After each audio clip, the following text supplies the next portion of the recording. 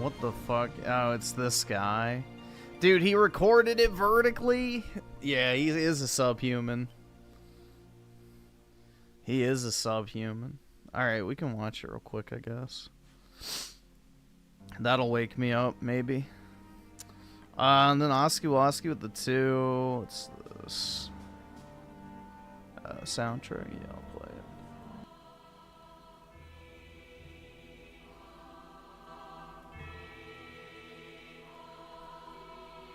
And then Shaka Gaming with the 2. Who do you like better? Griffin, Sakurai, or oh, that's easy. Sakurai, because I actually like his games. I don't like a single Kojima game, so I can't name a single game made by Kojima that I like.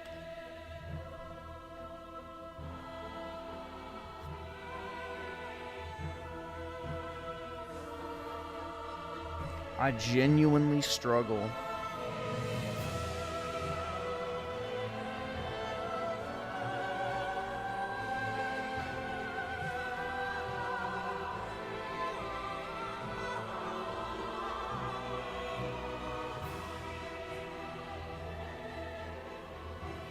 Oh, some guy replied to me about a card.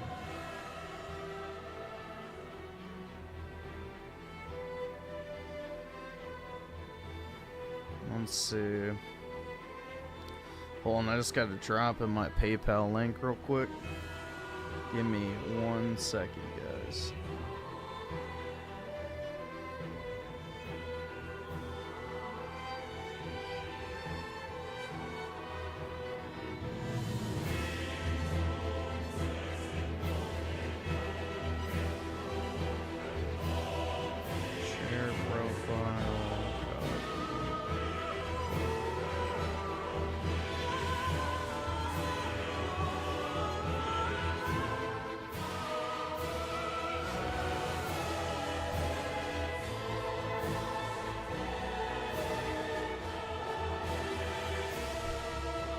There we go. Griffin hasn't mentioned his cards in a minute. That's a lie. I mentioned my cards last night, MK.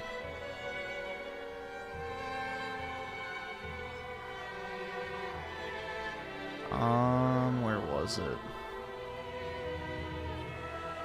Yeah, right here. I showed these last night.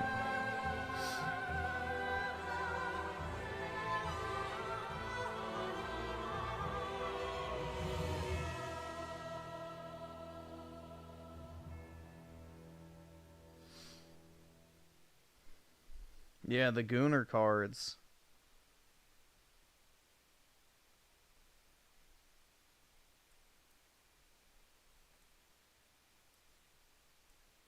So, 9 times the goon, exactly. Yeah. Bro, the camera's on? No, it's not.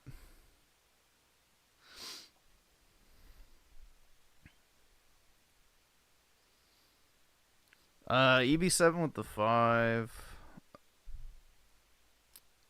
Play Rufus theme and remake the transition at transition. 428's another level I was locked in at that moment. Might be my second favorite boss theme. Spectacular. I can't afford this shit! Alright, and then Raging Boar with the 20. Time for Kahlua to go fucking bye-bye. Uh-oh. Nice cock. Perfect. Let's see. Put user in timeout. Alright, there we go.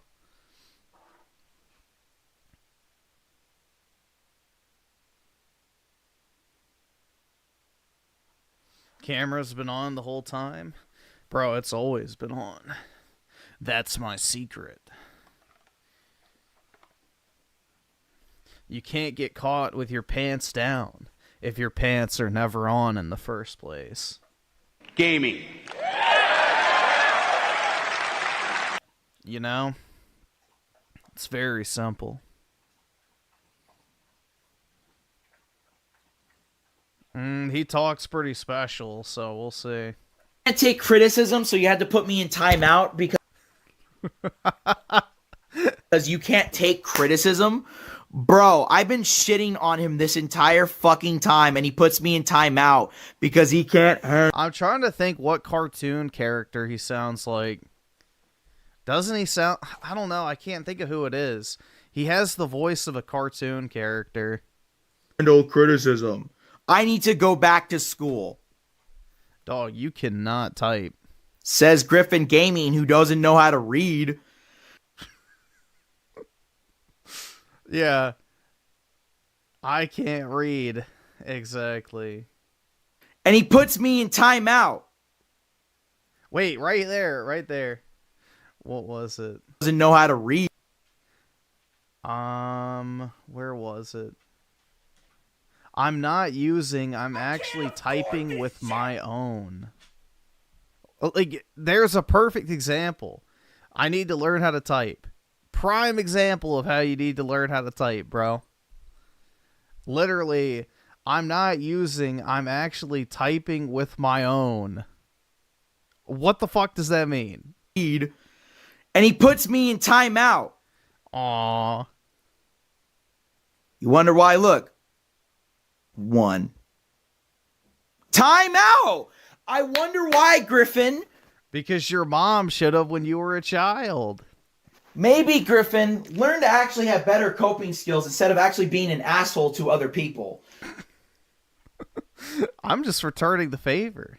Did he or did he not call me a dick sucker first and then come in super fucking hostile? So, dude, this is the thing, is I don't fucking give a shit. You're not a real human being. Online interactions are not interactions between two actual people. The sooner you learn that's the reality, the better off. You're not dealing with real people on the internet because no one acts like they do in real life on the internet. Oh, wait. You don't. Kanye West. That's all I say. Griffin Gaming. What, do you agree that...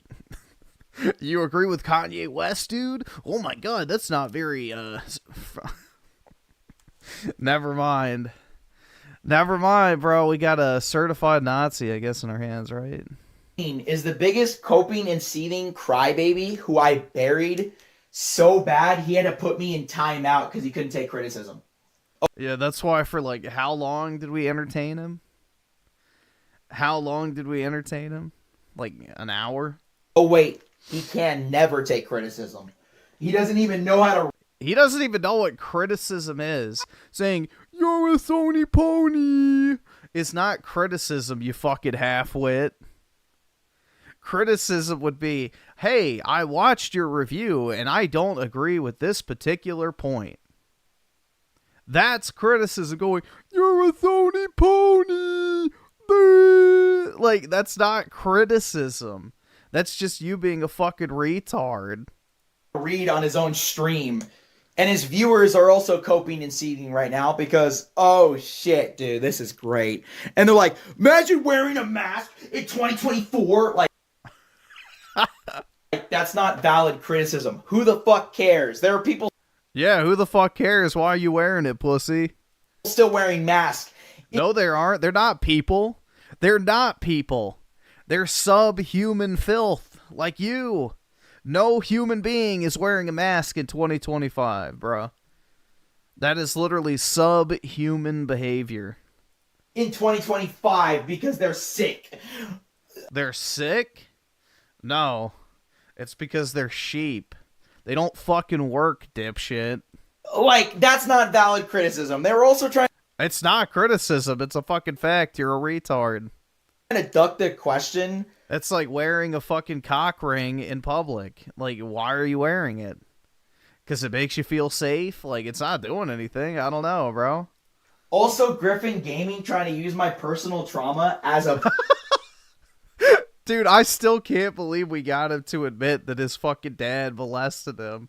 Whether it's true or not was fucking hilarious. It's like, my uncle never did that to me. Stop using my trauma against me. Like, I literally was just making up some bullshit because he said that I was a dick sucker or whatever. And I was like, oh, yeah, are you familiar with the symptoms or whatever? You know, special boys tend to get taken advantage of by their uncle or dad. You know, I think it's terrible that, you know, such vulnerable people. And then he goes like, don't use my trauma against... I'm like, oh, my God. Yikes. There we go. And there we have it. Yikes, right? Bullying as a thing to bully me for? Like, bro. Imagine... Dude, you called me a fucking dick sucker first. And I clapped back in, like, the most... I mean, bro, I thought that was, like, obviously a meme. Like, I don't think anybody actually thought you were molested. But then you go like, yeah, don't use my trauma against... It's like, oh, my God. Griffin Gaming being the saddest excuse for a human being. He has to... At least I am a human being. Bring up personal trauma. So he's not denying it, which makes it even funnier. He's got to think. Also, I can't even respond to actually refute this because he put me in timeout. You didn't refute... I mean, you can refute it right now, but you're not. So I want to say, Griffin Gaming, what a crybaby. Yo, what is his watch history? He's watched the stream. Penguin Zero. Daka Pond. Oy vey. He's telling people, hey, you know, if you watch Rick and Morty, you have a mental illness? Like, yeah, I agree. Whoa. Uh-oh, the Redditors won't like that one. Mental health? What the fuck? No, I don't care about your mental health. Your mental health is fucking killed. You're a literal retard if you find Rick and Morty funny. And Griffin Gaming also hates good things as well, which was really... Yeah, I mean, define good. Funny. And then now he puts me in timeout because he can't take criticism. What is your criticism? You're a Sony pony. That's not criticism, you fucking half-wit. Which is actually real, and he actually can't read. So Griffin. Yeah, I can't read. Griffin. The guy who sits here every single night reading chat can't fucking read. Exactly. Little crybaby right here. Please learn how to read, and also please, for the love of God, stop trying to use coping skills where you're a dick to other people just because you don't know how to cope with things. You mean like joining someone's chat and being super fucking hostile for no fucking reason? I don't know. What is that about glass houses and stones? Ooh, I don't know, dude. Griffin, cry. No, I'm Key. Your response was better. This is pretty weak. Baby, yeah. Yours was like coping and seething so bad. The fact that he was like, imagine making videos about comments and having beef. I'm like, at least I respond to the comments. What? Imagine making comments or videos about comment? What? I never said that, but alright. Unlike Griffin Gaming, who thinks, yeah, I literally used to make videos shitting on comments. I'm probably going to make one soon. I'm rich and let me call people broke. I'm rich? I've never once said I'm rich. When I can't even afford YouTube Premium. Why does everyone keep saying this shit, bro? I literally do have YouTube Premium. Like, it's right here. Look. YouTube Premium. You can see my profile picture up top. There you go. Wow. Wowie zowie. There it is. No, I use the incognito tab so I don't get fucked with my recommendations. Bro, how is it? Griffin Gaming claims, right, he's the richest person. But I don't, but okay. Can't even buy. Oh, you're rejecting my criticism, dude. Like, literally just lies. Like, yeah, dude, he said he's the richest person ever, dude. That's not criticism, blood. You're just retarded. YouTube Premium to get rid of ads on streams. Do y'all see ads anymore? You know how wild that is? Buying a PS5 Pro $500 denies it. I deny buying a PS5. Yeah, bro, I literally posted 2 of my fucking Pros. I publicly posted a picture of my 2 PS5 Pros. When have I ever denied spending money on a PS5 Pro? Has anyone ever heard me deny that I bought a PS5 Pro? Also, it's $700, not $500. When it's like, no, you bought that, and they had nothing for the PS5 Pro.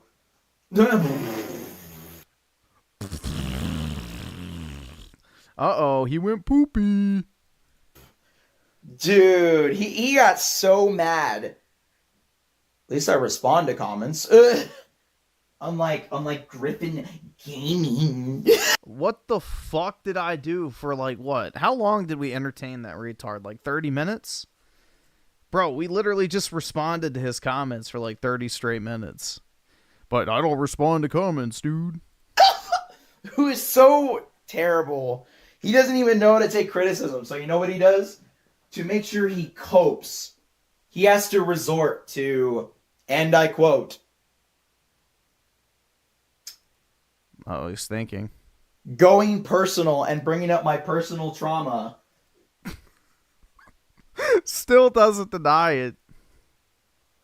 Like, that's relevant in the conversation. It's like, Yeah, you said that I was a cocksucker and blah, blah, blah. So you're just mad that I fired back and I hit home.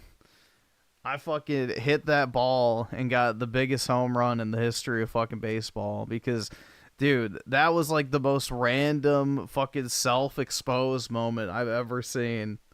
Like a very, very basic, creepy, molesting uncle joke turned into reality. you took an L. Take the L and sit your ass I mean, you took your dad's dick. down, Griffin. Because I just schooled your ass. I roasted you for not knowing how to review an Indiana Jones game. Wait, that's the game he was... I thought he was talking about Avowed. See, he never actually talked about which game he was referring to, either. And also not knowing what the hell you were talking about when reviewing the game. Not even knowing the character of Indiana Jones. I didn't know the character... Yeah, I have no idea who Indiana Jones is. Meaning you didn't even watch the movies. You even confirmed I don't watch movies in your stream. So I know... No, I said I don't watch modern movies. I've seen all the Indiana Jones movies, like 3 or 4 or 5, however many times. Many, many times. I mean, come on now. I actually watched them all recently. I roasted him. Other than the Disney one, but... He couldn't respond. He couldn't cope and seed. So you know what happened? He had to get his little minions, his little viewers who dick ride him every time to defend him. Yeah, I needed someone to defend my honor. Because he couldn't defend himself when he was buried. Shovel style. So Griffin, man, you took a hell of an L, man. Oh yeah, dude. You really did. And then also try to say I was molested by my uncle. And your dad. Let's not forget about the dad. Very bold accusation. I'm not. That wasn't an accusation. It was a fucking joke, retard. You called me a dick, a dick sucker, so I said you got molested by your uncle. I don't fucking care. It's not serious. Like, was I supposed to take it serious when you said, oh my god, he accused me of sucking penis? Like, no, I'm not going to justify that with a fucking real response. So you want to talk shit, I'm going to talk shit back. Not going to confirm that because Griffin Gaming, getting personal is really... Dude, it happened. It actually fucking happened, bro. The fact that he's like dancing around the topic so much tells me that something like that actually might have happened. Really not the best look for you. I mean, you're trying to roast Ackman, but you don't know what the fuck you're talking about with certain games. You even like what? Prove it in your prove what? Own stream. How? So I don't know what I'm talking about. Okay, well, what do I not know what I'm talking about? Indiana Jones. Okay, what specifically? Nothing. Man, at least I respond to comments. What the... Oh my god. He realizes he's literally making a video about me responding to his fucking chat messages, right? At least I respond to them. I don't ignore comments.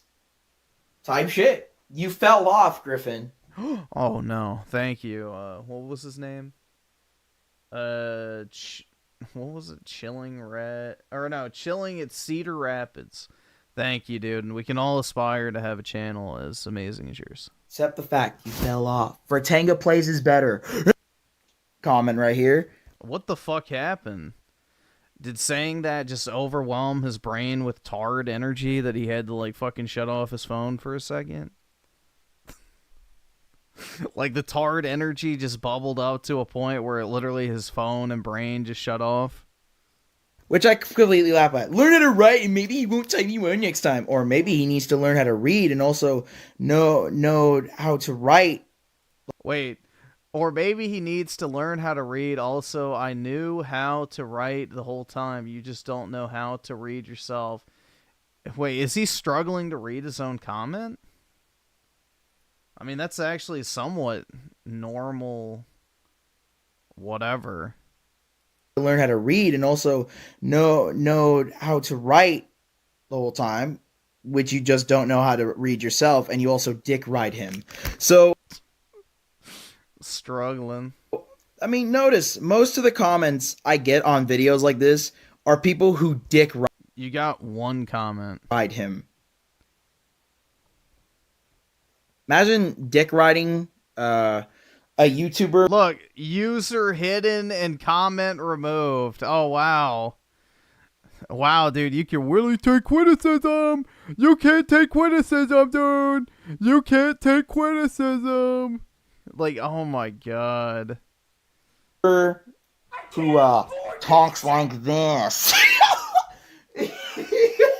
Imagine dick riding that. Imagine talking like this and opening the air when not even speaking.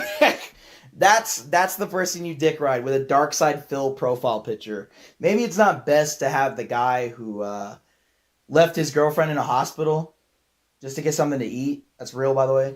No, that's all not right. real, Awesome. but... Thanks, nigga. All right. So, man. That's not what... Again, he doesn't even know what he's talking about. That's not what happened. He left his girlfriend in the hospital to play Fallout 4, which it sounds like she faked a panic attack just to force him to pay attention to her. So, DSP on top. Maybe don't talk like this. Let me talk like this in my gaming stream. Griffin Maybe you could get a, more than 2 views. Gaming. Oh my god. What a special boy. What a special, special boy. In the inverse of the 2, good morning, Big Eagle. Yeah, that was the other thing, is he kept calling me, "You're not a big eagle. You're a hypocrite." Jesus Christ. Jeez. Dude, it was really bad. Actual fucking mental midget. Raging Boar with the 2, man needs a typing class. No cap. Yeah, exactly. He's illiterate. That's the thing, is most of these new generation of kids are fucking illiterate. They can't read and write at a 3rd grade level. Shit's sad. Either subscribe, donate, or get the fuck out. I'm Key with the 2. How could you bully this guy? Obviously, special ed. How could I not?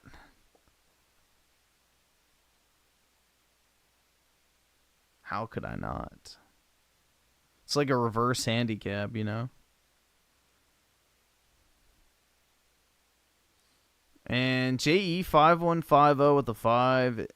Is this your average Frit fan? Probably. I would say so. Sounds about right. It's about the intelligence as the man himself. And Al Rosario Soul with the 47 months. Of course, he's a Vertanga meat rider. Yep. In this case, it's definitely not opposites attracting. You know, I guess kindred spirits. And EB7 with the 2, the chat summary has more common sense than him. Yeah. Dude, that guy. Literal fucking tard. Probably, actually. Like, not even being ironic. Actually is probably a tard. Quite sad, isn't it?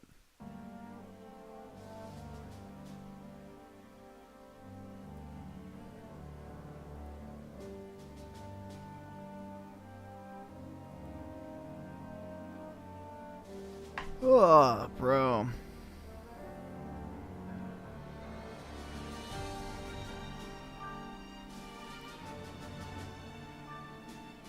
Hopefully he comes back to spur some more in chat. Yeah.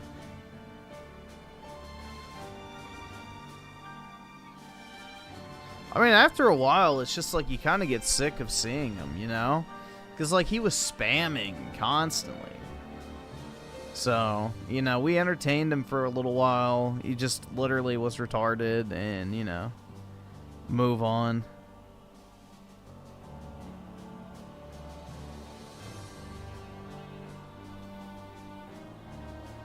You know, we milked our entertainment out of him.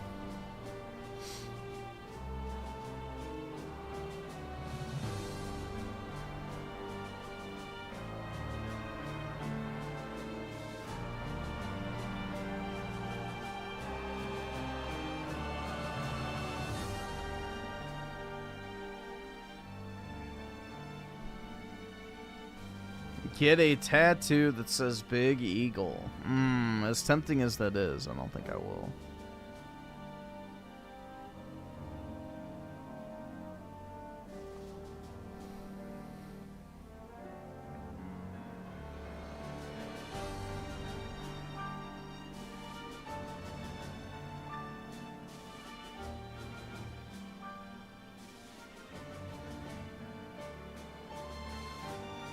Griffin took advantage of a retard and milked him dry. Yeah, just like his dad. Oh my god, bro.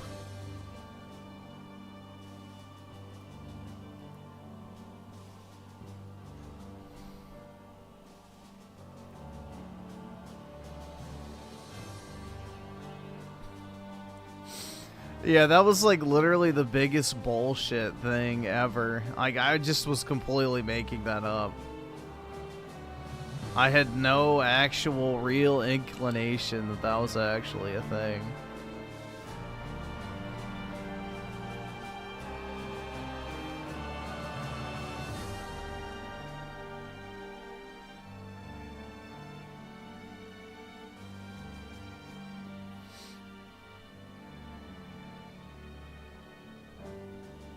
Guessing this is it.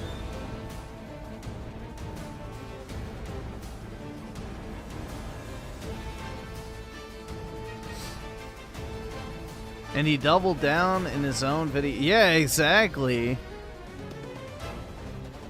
I would have just ignored that shit and kept talking about something else if it was actually true. But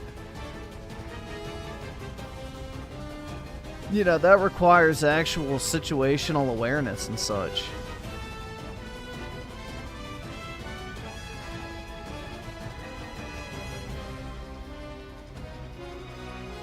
Super late? Yeah, you are super late, PK.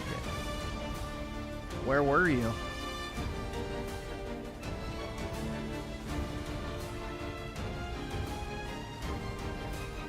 Matrauma? Yeah, exactly, man.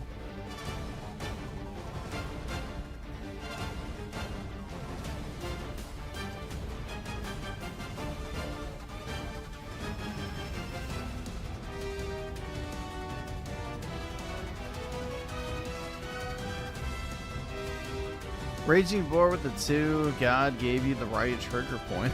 Yes, yeah. I don't know, man. Like, that was obviously just me shooting the shit, because it's like, you know, he called me a dick sucker, so I said, yeah, well, you got you know, molested by your uncle, ha ha, and then he goes like, don't talk about my trauma. It's like, oh my god, bro. Yeah, that was actually fucking hilarious.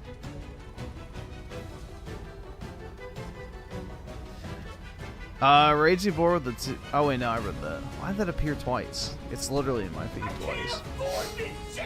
All Night Yahtzee with the 5. Griffin, when it comes to that guy and his trauma. Alright, awesome. You literally Thanks, sunk Alright. his battleship. Yeah, without even trying. That was like the ultimate Hail Mary pass, and apparently it hit critical mass, which is pretty crazy.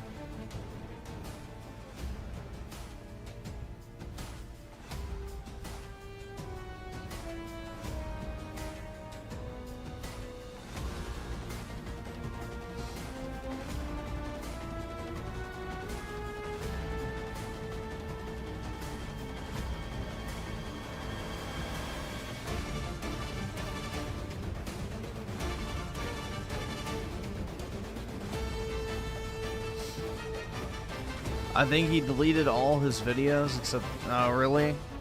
Man, all that great content lost forever.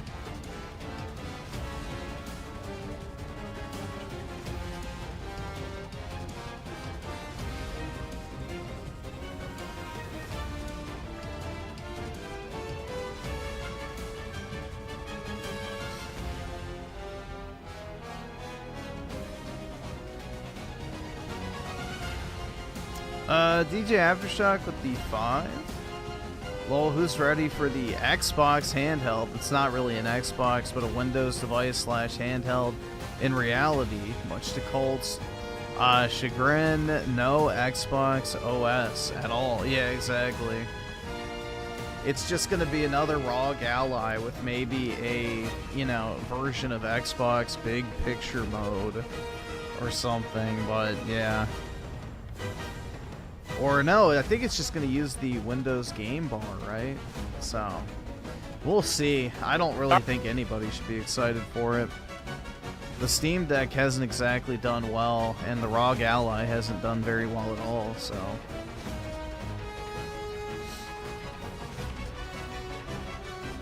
I don't really know why people are thinking this is going to be like some massive success. It's like...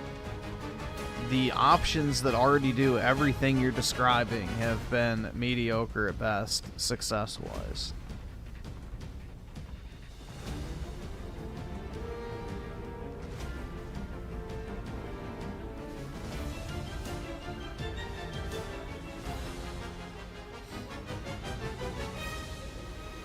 Did you read that a female Japanese IRL streamer was stabbed to death while stream? No, I did not. 6K people were watching when it happened. Was a 40-year-old guy and wanted his donation money back. Yeah, people are fucking stupid for filming themselves in public. Honestly. Like, broadcasting your location is idiotic, especially if you're famous. It's just gonna attract that type of person.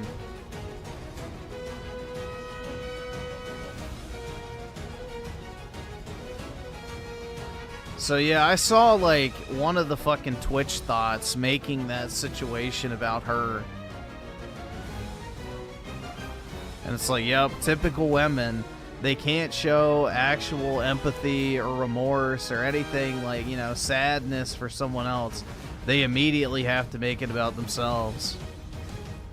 It's like, yep, gotta get the attention.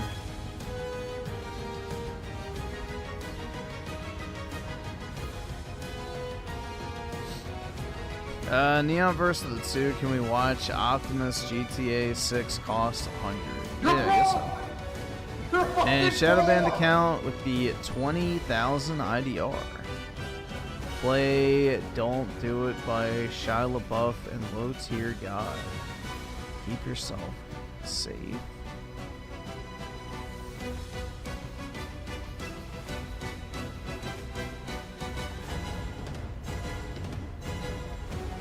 Let me see what I can find though.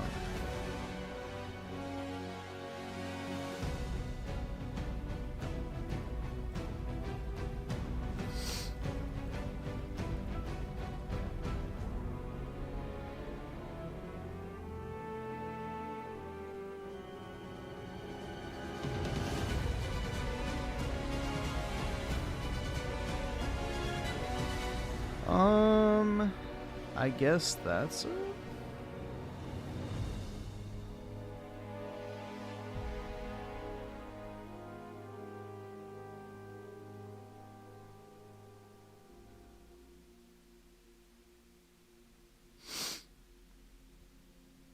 Let's see. Let me get an incognito tab.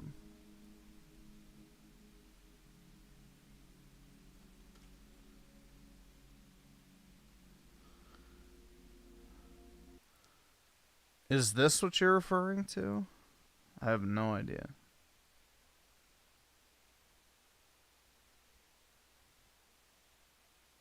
Don't do it! If you're tired, don't do it! This? Nothing is possible! I don't see a low tier guide one. Don't do it! Just let your dreams be dreams. Don't do it! You should get to the point where anyone else would do it, and you're gonna stop there. Just don't do it!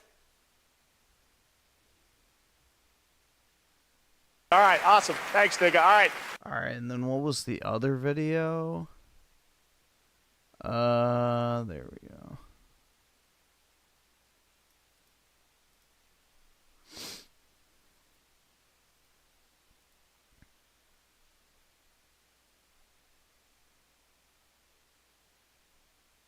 Grand Theft Auto 6 costing $100 could ruin gaming. Yeah, no. Bro, GTA 6 costing $100 will not ruin gaming because all these tards who are complaining about it will be the first one to shell out $300 in fucking shark cards when they drop a virtual Lambo, dude. They'll be like, oh my god, I need to get this Lamborghini, man. I need to spend $300 on shark cards. And they'll do it without even thinking. They won't even think twice. They'll be like, oh yes, must consume.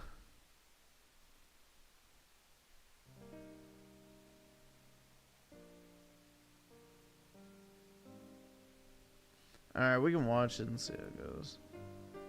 Alright, what's going on, everybody? Welcome back to another video here on the channel, and today we're going to be talking about Grand Theft Auto 6 and the rumors that are going around now. These rumors have kind of been around for a while, but they were pretty quiet up until recently, and then it started getting picked up a little bit more by like mainstream outlets. There were apparently some insiders who were talking about that, oh, it's going to cost $100 to get Grand Theft Auto 6 at launch. Now, it sounds kind of weird just from like the perspective of being a customer used to... No, it's really not, because every game costs $100 at launch if you want the full game.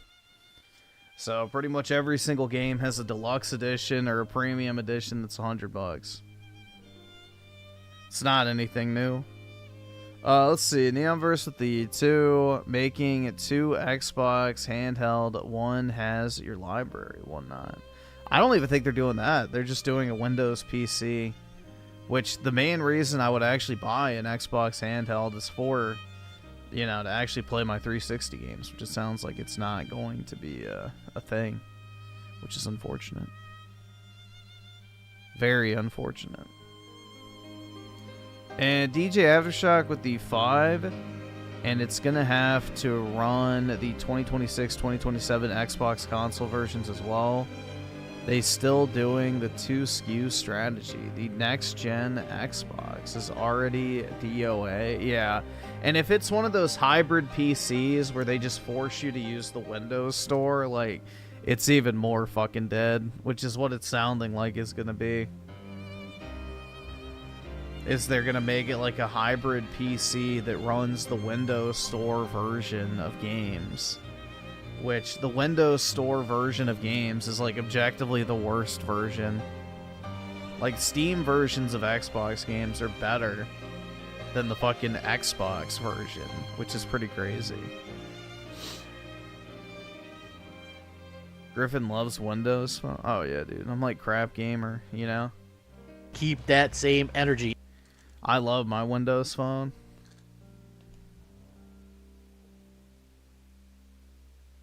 Let's see. Raging Boar with the 20 gifted membership. Really appreciate that. It's very kind of you. Thanks for spreading the positivity in the chat. That's very generous. And I see Britt didn't get one, so that's even better. So really appreciate that. Thanks so much. I don't know why the little sound effects aren't going off. They should be. It might just be delayed. Either subscribe, there it donate, or goes. get the fuck out. Maybe. Nope. What the hell? I don't know why they didn't play. Streamlabs be fucking up. But either way, I really do appreciate it. That's very kind of you. And CIA with the 34 months. I'll spend $100 on certain games. Yeah, I will too. I spent $100 on Rebirth. I spent $100 on Space Marine. I spent $100. Well, I was going to a Monster Hunter, but it was just cosmetic shit, so I didn't. But yeah, it just depends on the game. If it's worthwhile, then sure. Why not? I don't have a problem with that. I mean, you go out for dinner and drinks or whatever, that's $100. At least the game you get to keep, right? Spending like $60 or $70 on a AAA game. Yeah, people drop $90 on a Void. Oof. I feel bad for that one. But it really does look pretty possible that GTA 6 is going to be $100 when it comes out. Now, obviously, I'm pretty curious to see how people are going to react to this. So far, the reaction I've seen has been pretty negative, which, go figure. But there have been some people... Yeah, nobody cares. Dude, all these people talking shit like, oh, it's $100 and I can't get... It's like, yeah, no, you're going to buy it. They're going to buy it, and anybody pretending that they're not going to is dumb. If you're already excited for GTA 6 and it's $100 instead of $70... your ass is still buying it day one. Who have stepped out to defend the fact that GTA 6 is possibly going to cost $100 at launch. Now, one of these people were XQC. There was a quote that got posted by Dexerto that says, gamers will sprinkle $300 worth of skins in a year, but suddenly $100 is too much. Now, Yep, exactly. They'll drop $300 on fucking, you know, thick Marvel skins in that fucking Overwatch clone. But, you know, an extra $30 for a game they've been hyping for over a decade is just way too much. I both agree with this take and disagree with it, but I think that the whole point here misses the larger point of why GTA 6 costing $100 at launch will actually be a problem. So I wanted to talk about that in this video because everybody is kind of just fixated on that price point when it comes to this game, but I don't really think most people are looking like long-term, what will be the effect, right? If this actually goes through, what can we expect everybody else to do? Now, I do... What can we expect everybody else to do? Well, if everybody else makes their games $100, then they're going to sell less copies because not every game is worth $100. Agree with XQC on the point that, yeah, people will spend hundreds of dollars on skins for a game that'll be out for like a year, right? And then when you ask them to spend $100 on what'll probably be one of the most anticipated game releases ever, right? All of a sudden it's a problem. I can understand where that point comes from, but I think it's too short-sighted. And the reason I think it's too short-sighted is this. So I don't think many people will deny that GTA 6 will probably be worth $100. I mean, even myself, right? If I have to pay $100 for GTA 6, I guess I gotta bite the bullet, right? Because I'm gonna play Grand Theft Auto. I mean, it's one of my favorite franchises. I've never not really enjoyed GTA. I mean, even in GTA 5, just across like PS3, PS4, and PC now, I have thousands of hours logged into that game. Alright, it's not my computer, it's just his.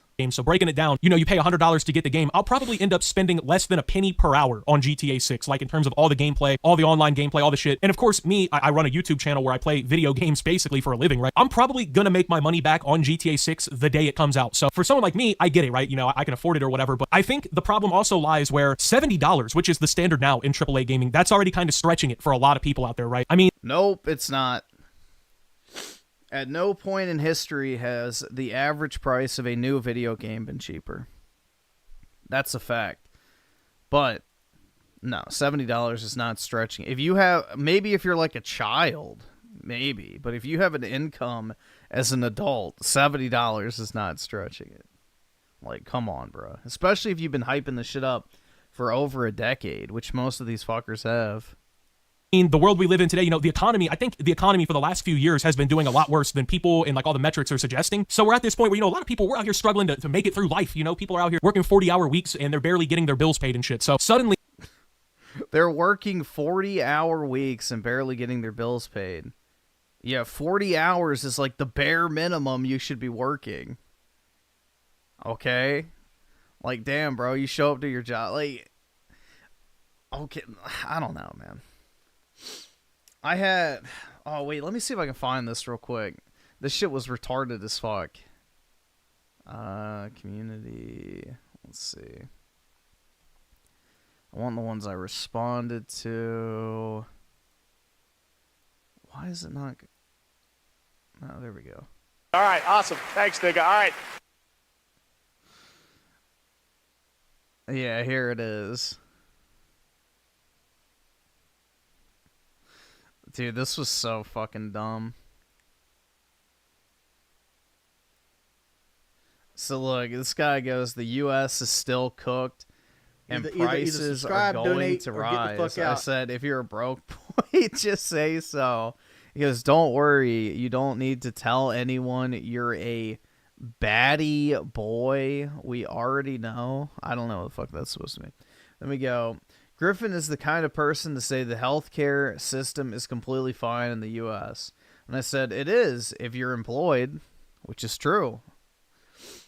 Let's see. This guy goes, for the many times you claim that Christianity being the peak of human morality and ethics, you seem okay with healthcare being restricted to jobs, which, keep in mind, some jobs don't even give healthcare benefit. They do if they're full-time. They literally have to if it's full-time. But hey, what do I expect from someone with an infatuation with a non-existent video game character? Oh, dude, what an epic dunk. And then I replied, Proverbs 14:23, in all labor there is profit, but in mere talk leads only to poverty. If he wants to, pull out the fucking Bible bumping bullshit. And then he says, quoting the Bible doesn't hide what's happening in the real world. I know many people in my life who work 2 jobs, yet are still struggling. Well, skill issue. You have the privilege of working from home with a good paying job, yet there are those who work in fields who earn less than half of what you make. Well, they work 2 jobs, so they should make the same amount, right? Said, cool, I worked hard throughout school to get where I am. Same opportunity was available to everyone else. Not my problem. They didn't try. Which is absolutely fucking true. Everybody gets free fucking schooling in this world. And in fact, the more, destitute you are, the broker, the more diverse, whatever it might be, you have a better chance of getting into college versus someone who, is a white straight male, such as myself. So everybody has the same opportunity to get to where I am in life. You just had to actually take the opportunity,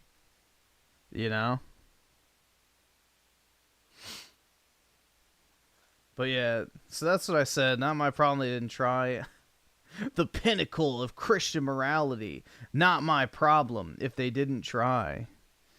Not everyone grows up in the same circumstances as you. If they grew up in the U.S., they absolutely do. Literally everybody goes to school. I really hope you develop a sense of compassion for others in the future. I just said, yeah. Right, bro, what a virtue signaling loser, man. What a holier than thou mentality.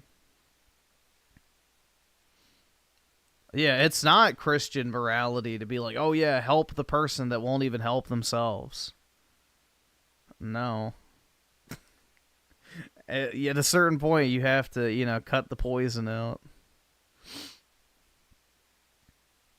I don't know why, people act like Christianity is some sort of, death cult where you're like, yes, let everyone do everything, bad to me and just sit there and fucking take it like a good little pitch. What are they getting that from?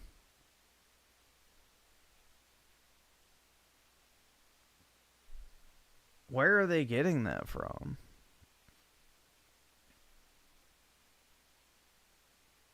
Yeah, there we go. Griffin is glazing Trump as per usual. Yeah, making a post about the stock market is glazing Trump. For being a Christian, you encompass the sin of greed. That's right, guys. Give me monies. Give me money. Give me money. Give me money. Give me money. Give me money. Give me money. Give me money. Give me money. Give me money. Give me monies. Exactly. I said I prefer the Old Testament. Just, spit on him a little bit. don't think there was any other ones. Yeah.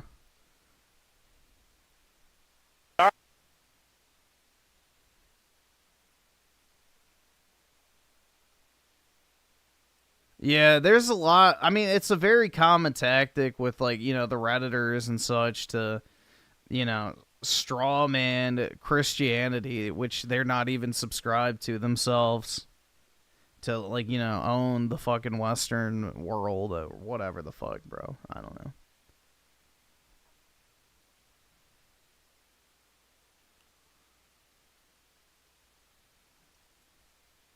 This dude is the type to say that the Bible doesn't say homosexuality is a sin. Yeah, exactly. Those type of vibes, 100%. Completely ignoring the shit that he doesn't personally agree with. Like, throughout, especially the Old Testament, it's filled with stories about people who, you know, work hard and those that do nothing and are never rewarded for it. So, I don't know, man. Raging Board with the 5. If it's a game I want, I'll spend whatever on the highest edition unless Oski beats me to it. Yeah, exactly. Like, if it's a game you're actually really excited for, $100 is, you know, A-okay with me. I dropped $100 on space. Well, way more than $100. I bought like 5 gold editions. I bought the Ultimate Edition, and I bought the Collector's Edition. So, yeah. I'm a consumer, I guess. But yeah, if it's a game you're actually excited for and looks good, I think $100 is not too much to pay, personally. You know, the only way you're going to get more of what you like is if you financially support it. That's the facts. Not Naya with the 7 months. Hey, Griffin, hope everything is going well for you. As I'm in money-saving mode currently, I have to consider getting a job at Costco, $30 an hour, I heard. Yeah, it's actually pretty good. $30 an hour. That's $60K a year if you work full time. So, pretty good. And Super Straight with the 5. I paid $50 on Rise of the Ronin, and I love it. Yeah, it's a really good game, honestly. I would gladly pay $100, especially when the PC port runs for me at 120 FPS. I don't know what people are complaining about. Yeah, I personally really liked that game. I thought it was good. Like, they're like, oh, it looks like a PS3 game. It's like, okay, well, who cares? The visuals are fine for what it is. The game's actually pretty solid. Yeah, this is the guy who made the video, I'm never talking to a woman again. Because he, like, spammed her phone with SpongeBob memes thinking it was an own. Jesus Christ. It looks kind of weird, right? when you're trying to justify to your girlfriend or to yourself or whatever, right? Yeah, I'm spending $100 on this game, but I did look this one fact up. Wait, justifying to your girlfriend that honey, I'm gonna be spending $100 on a video game. Is that okay?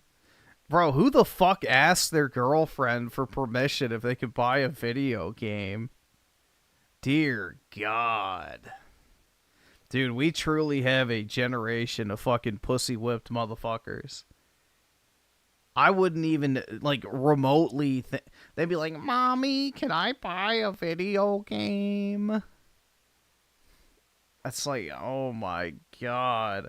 Dude, the thought to ask somebody permission to buy a fucking video game wouldn't even cross my mind. I'd be like, oh yeah, that looks cool, I'll buy it. I don't know, man. Like, that's crazy. That's actually fucking crazy. Even if it's your wife, bro, it's a video game. Like, that's like your woman asking you to go to the grocery store, you know, go get her fucking hair cut or so. It's like, who the fuck goes like, oh yeah, can I go to whatever to get my hair cut? Or can I go buy, I guess, lunch with my friend? Like, who the fuck asks for permission for $100 purchase? That's like crazy, man. That's actually kind of crazy. Yeah, is it okay if I spend $100 of my own money on a video game? No. Yes, dear. And she's like, get on the milking table right now. Rip more me with the 5. All social services and government programs are made by parasites for parasites. Yep. And they skim off the top providing the services. Weaponized empathy. No one is entitled to someone else's labor. Amen. The second it takes something away from someone else, you're not entitled to it. Absolutely. You know, if people want to do things out of the kindness of their heart, that's one thing, but forcing that on people, I don't agree with it at all. Because I was like, okay, obviously video games are a hobby where you have to have like some discretionary income you can kind of just do whatever with. So I decided to look up how much money does the average person who plays video games spend on the hobby in a single year. And the yearly average for a gamer to spend is almost $1,000. To be more specific, it's $912 a year. So about $76 a month on average, which makes sense because a game after tax now is about, well, 76 bucks. But also this stat is skewed because there's some people who spend $10 a month on video games and there's some people who spend probably like thousands, right? Like if they're addicted or they're just buying skins or whatever. So that fact was kind of odd to me. I thought it would be lower, but it kind of makes sense. So that would be about, 1 out of 9. What if they're a collector like myself? Of every dollars basically that you spend on gaming per year for GTA 6. I spend way more than $1,000 on gaming a year. Maybe that's good or bad. I don't know. I think if the whole thing happens, right, and the game comes out at $100, it's still going to sell. But my problem isn't justifying like spending that much money on Grand Theft Auto because I know I'll probably be happy with the game anyway, right? At least satisfied with the purchase. But my problem is what happens with everybody else. Now, obviously, the gaming industry is kind of like a monkey see, monkey do type industry. One company will typically come in and they'll do something that nobody else is doing. They'll switch everything up. And then if they get successful doing it, suddenly every other fucking company on the planet wants to try and replicate that. And we've seen it over the last decade, especially. Back in the like late 2000s, early 2010s, only a couple, if some games were basically doing the whole microtransaction thing. But then, of course, when games like GTA Online, Call of Duty, Madden, Fortnite, games like this started coming up with new concepts to introduce microtransactions on a larger and larger scale, suddenly now every fucking game has microtransactions. There are indie games that are coming out with microtransactions. There's always been indie games with microtransactions. Dude, I remember on 360 and PS3, Castle Crashers. Probably the most famous indie game that entire generation, aside from Minecraft, obviously. That game had microtransactions. So microtransactions have always been a thing with indie games. Basically every AAA title to some degree now has microtransactions. Either you're buying a season pass, or you're buying skins, or you're buying music tracks, or you're buying cut levels and content. You know what I mean? You're buying something. And same thing with like free to play. There were back in the day, Yeah, they sold the Pink Knight or whatever, and then I think another character too. Free-to-play games, they were like MMORPGs, shit like that, right? But now everybody is doing the free-to-play model. Even if it's not a free-to-play game, even if they're actually charging $70, the normal for AAA games, they're still doing what everybody else is doing to supplement their income. So my thing is, I don't see that trend suddenly changing when this much money is on the table. I mean, $30 a copy, right? Just to do, once again, some basic math here. If you sell 1 million copies of your game and you hike the price from Yeah, Castle Crashers said microtransactions.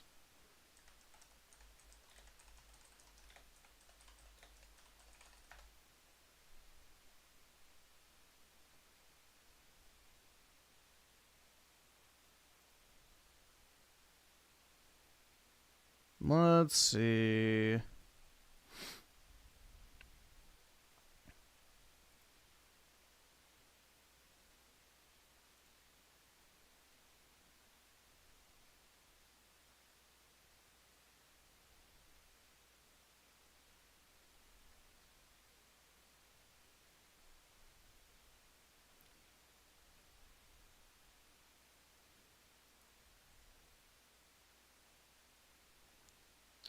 Yeah, from February 8th, US PlayStation 3 owners can download the Flamboyantly Dressed Warrior for $2.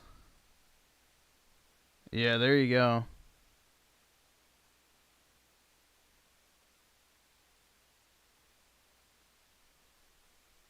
Yeah, you could buy the Pink Knight.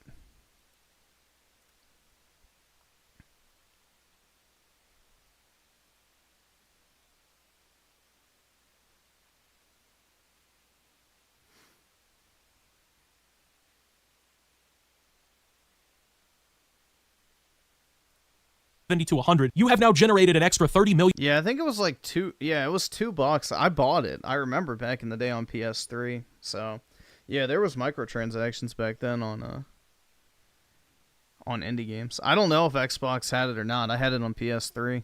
Dollars in revenue. And the thing is, there's obviously money in the gaming industry for this to happen. I mean, if people are spending $900 a year on games. Would I ever have a shared bank account with your wife? I guess it depends. Maybe, but I wouldn't put all my money in it. games anyway, on like the baseline average, there's going to be people out there willing to pay $100 for a game. So I did tweet this opinion out yesterday, and I saw some of the comments, just seeing what people thought. And I'd love to hear what you think too. Make sure you comment down below what you think about all this. But there were people who seem to be under the impression that like, oh, well, if all video games go to $100, then people are going to see through it and they're going to stop paying for this shit, right? They're just going to boycott the gaming industry. They're going to boycott all of their favorite gaming franchises to make it known they're not going to pay $100 for the game, man. You got to just not buy it. But the issue with this is the same fucking logic we've all been using for the gaming industry for over a decade now anyway. This was the same argument we were trying to get people to understand in the Call of Duty community in 2016. Well, if you guys just don't buy the microtransactions or the loot boxes or whatever, then there'll be incentive for them to remove it. But then, of course, for all the people who decide not to do it, right? For all the people who decide to not spend all that money or whatever, there's 5 or 6 different casual gamers who are going to step in and fill the void that you've created with your money. Yep, so the same thing is going to happen here because it's Grand Theft Auto 6. People are not just going to fucking boycott the game and not buy it. It's going to be the best-selling game probably of all time by the time it's all said and done. It's going to break records when it comes out. The game could be $500. Nah, it's not going to even come close to best-selling game of all time. Minecraft has that by a fucking chokehold. That and Tetris, but... And I'm almost certain that a lot of people out there would still buy the game. They would still definitely make some money off the product. So the unfortunate part, in my opinion, is no matter like as what you do as a consumer, it doesn't matter because there's so many people playing video games now, and there's so many people who, they don't think about video games the way that we might think about them. You deciding to boycott the game is unfortunately not gonna matter when it comes to trying to do like some sort of price boycott. I mean, just think like 20, 25 years ago, video games were like $40, $50 a pop, and they're already up to 70. Oh, God. Yeah, what was $50 20 years ago?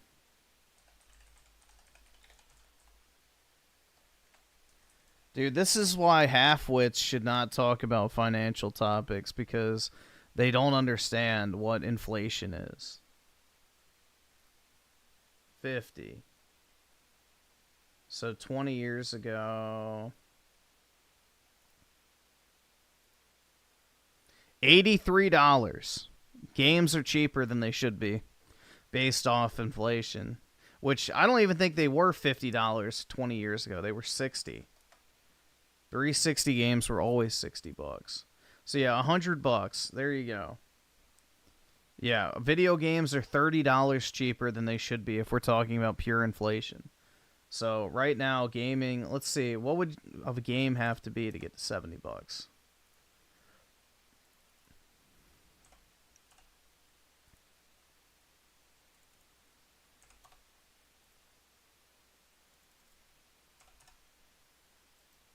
So yeah, basically, we're paying the equivalent of $42 back in 2005.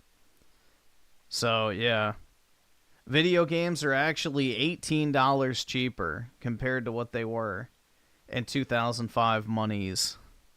So kind of interesting when you look at it from that perspective.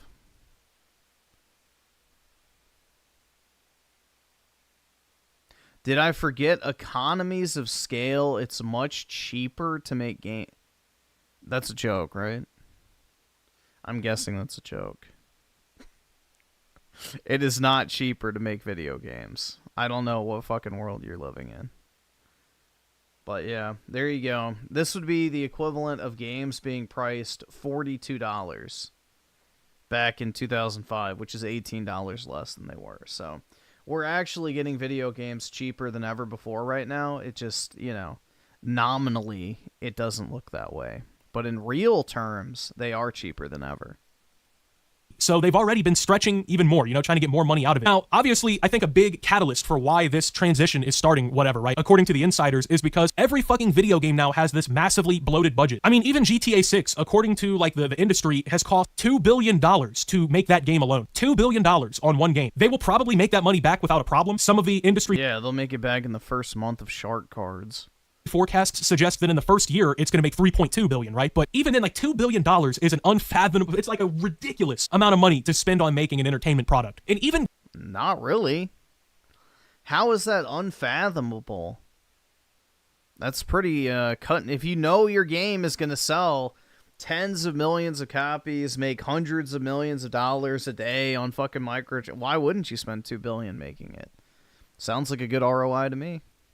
games now that aren't GTA 6, like Call of Duty, games like that, they're spending hundreds of millions of dollars per year to put these games out. So every video game has a budget that is just ridiculous at this point, right? They're outpacing Hollywood in their like high feature film productions and how much money that they're putting into this shit. So I think they're going to try and use that as like the justification, like, oh, well, we're spending more and more. We have to make a return. We have to. But I think we all know, I mean, half these games could be made with like a third of the budget that they're currently spending. And a lot of the shit that they're paying for is just bloat. They're trying to fucking turn their games into freemium content and whatnot. And so, you know, they're bloating the budget of these games. But that's the thing. They have the reason already in place to justify doing this across the board in the industry. And if GTA 6 is going to come out and be this massive player in the industry like we all expect it to be, it's definitely going to set some precedents. It's going to set up everybody else to try and make this jump too. I'm telling you, within like 5 years, if this is like what happens, right? Within 5 years, the gaming industry, other people will be trying to do this. You'll be seeing fucking NBA 2K come out and try to do this. You'll be seeing Madden, other games, right? They're going to try and do it. I mean, if you think about it, they're already in a lot of these games getting your $100 out of you anyway. Even if you spend 70 in Call of Duty, I mean, shit, half these like skin bundles in the past couple years have been like $25. So people are already spending the money. I mean, that point is already clear enough, but are people going to be willing? And then you're buying the $100 Vault Edition. You buy like the Ultimate Edition of NBA 2K and all that type of shit as well. So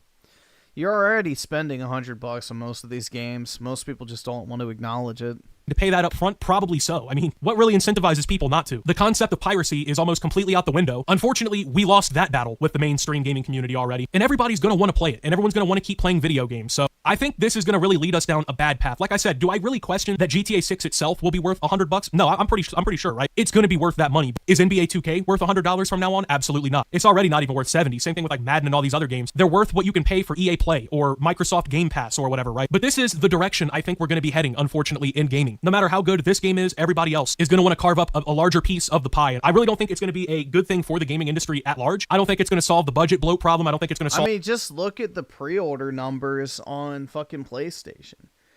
Usually the #1 pre-ordered version of every game is like the $100 deluxe edition. More so than like the normal version. Like, here, let's check real quick. Like, what are the best-selling pre-orders? Let's see. So, like, look, Digital Deluxe Edition is over the normal version. Let's see. Yeah, same with MLB The Show. The $100 version is way above the normal version. I guess WWE is only the standard edition. Yeah, the Forza Premium Edition's higher than the normal version. The Tony Hawk, whatever, Deluxe Edition's higher than the normal. The Bleach Ultimate Edition's higher than the normal one. The Elden Ring Night Rain bundle is higher than the normal one. Like, most people are already shelling out the extra money for the more expensive versions if you look at raw pre-order data. So, most people are spending close to $100 on games anyway at this point. So, this is kind of a non-issue, basically. It's just like peeling the Band-Aid off for the Redditors and Twitter users, because most of the normies don't even fucking care. They're already paying $100 for games anyway. So, this will have zero effect on them whatsoever. Solve any of the quality problems for sure. And also, I'm pretty certain that the devs and the people actually making these games that we all love, they're not going to be getting any bonuses. They're not going to be getting any larger paychecks. They're going to be making the same corporate wage that they're already making, while the people running EA and Activision and all these other companies, they're the ones who are about to be pocketing that extra $30. So I don't know, man. No, the shareholders will be pocketing that extra $30. So if you want to, this is the thing, bro. People love to complain about greedy company this, greedy company that, but it's like, all right, well, just buy stocks in the company instead of buying their game. Simple. Then you can profit just like everybody else. Genesect King revived with the 5 the other day. I dropped $150 on both the deluxe edition of First Berserker and Lost Soul Aside. If you care about a game, you would support it fully. Yeah, I mean, that's the thing, man. At the end of the day, if you want more games in a particular genre, franchise, or style, at the end of the day, money talks. So if you want to see more of a game, you need to spend money on it. It's as simple as that. Like, that's how, you know, capitalism and the free market works. Supply and demand. So demand has to meet or exceed supply in order to justify its continued production. insane to think that games will cost this much in the future, but like I said, everyone's going to see GTA do this if this is what happens, and they're going to want a piece too. So I just wanted to throw that out there and kind of talk about it. With that being said, though, thank you guys for watching. If you did enjoy, make sure to leave a like, subscribe if you're brand new around here on the channel. Follow me over on Twitter and Twitch at SubOptimus. Make sure to check out Shoptimus down below. Thank you to my Watch Optimus subscribers. Your support helps the channel tremendously. And until my next video, guys, this is Optimus talking about GTA 6 costing $100 and signing out. You know, it's like the prime example of, you know, all the Dead Space fans. You know, everybody's a massive fan of Dead Space. Everybody wishes we would get another Dead Space game, blah, blah, blah.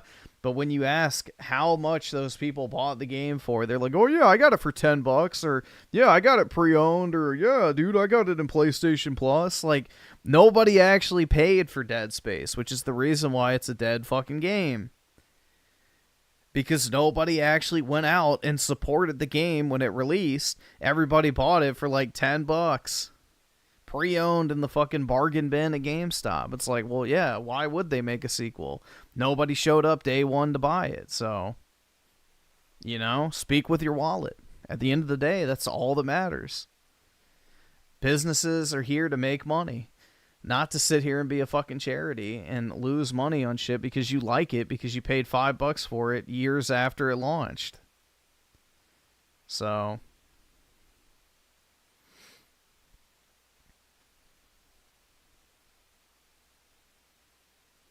why do you care about a game? Buy if a game is good, don't if it's bad. That's literally what I just said. That if you want to see more of something, you need to, you know, financially support it. It's literally what I just said. The whole $100 games day one is stupid. Just don't buy the game day one. It will always go on sale. Yeah, I mean, that's the thing, is nobody's holding a gun to your head making you buy it. So.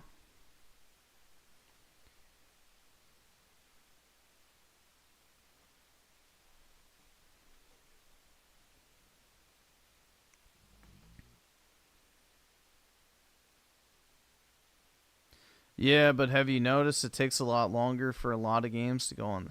Well, the successful games, yeah, because why would you put your game on sale if it continue to sell? Like, if it continues to sell at a good price and you're making money, why would you put it on sale? Makes sense. I wouldn't put my shit on sale. Personally, I don't think I would ever put my game on sale. You know, there's like a certain psychology behind a game having a premium price and being of a higher quality. So, you know, it's like why Apple products never go on sale. Is because it kills the allure of going and buying an Apple product. You know, whether you buy it the first day or the last day it's available, it's the same fucking price. Why? Because it makes you feel like you're still getting a premium product. You're not getting something that's discounted or budget or bargain bin. So it gives you a certain, you know, sense of quality associated with the price, which is a psychological principle used in marketing.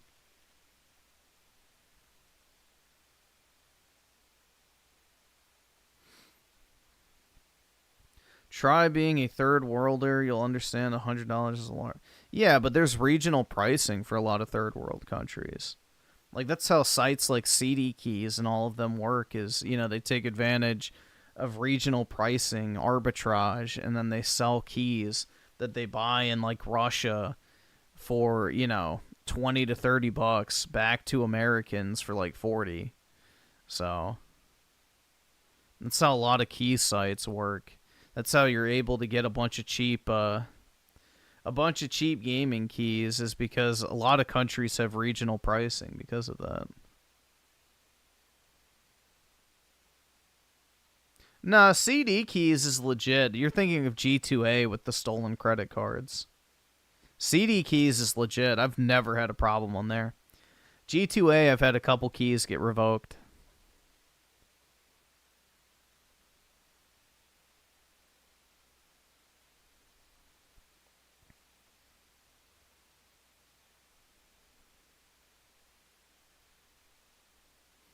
If Griffin makes a game, it'll be a sim about telling people to be better, or wait, to better their lives and stop complaining about every non-issue.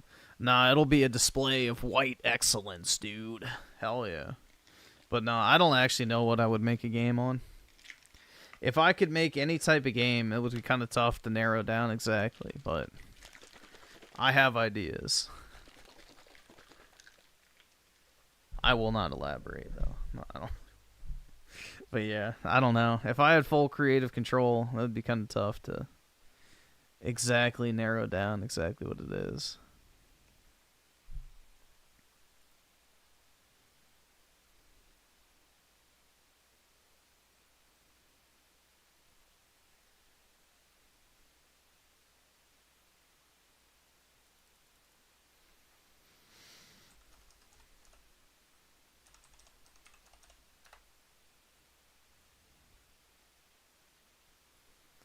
I don't think we watched this, right? Did we? I don't remember. Hey.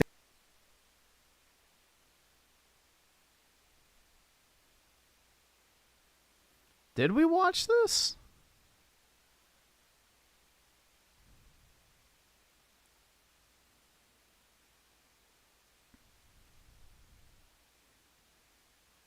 I don't think so. I know we watched this one and we watched this one, but I don't think we watched this one.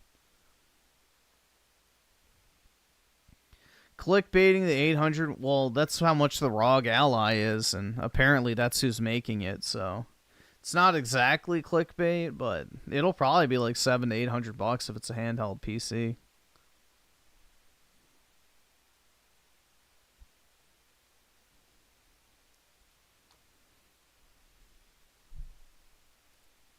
Hey there gamers, Dreamcast Guy here, and today we're talking about the next Xbox, the follow-up to the Xbox Series X, because this weekend a bunch of leaks came out that I have Asperger's. Yeah, that's how I keep them warm.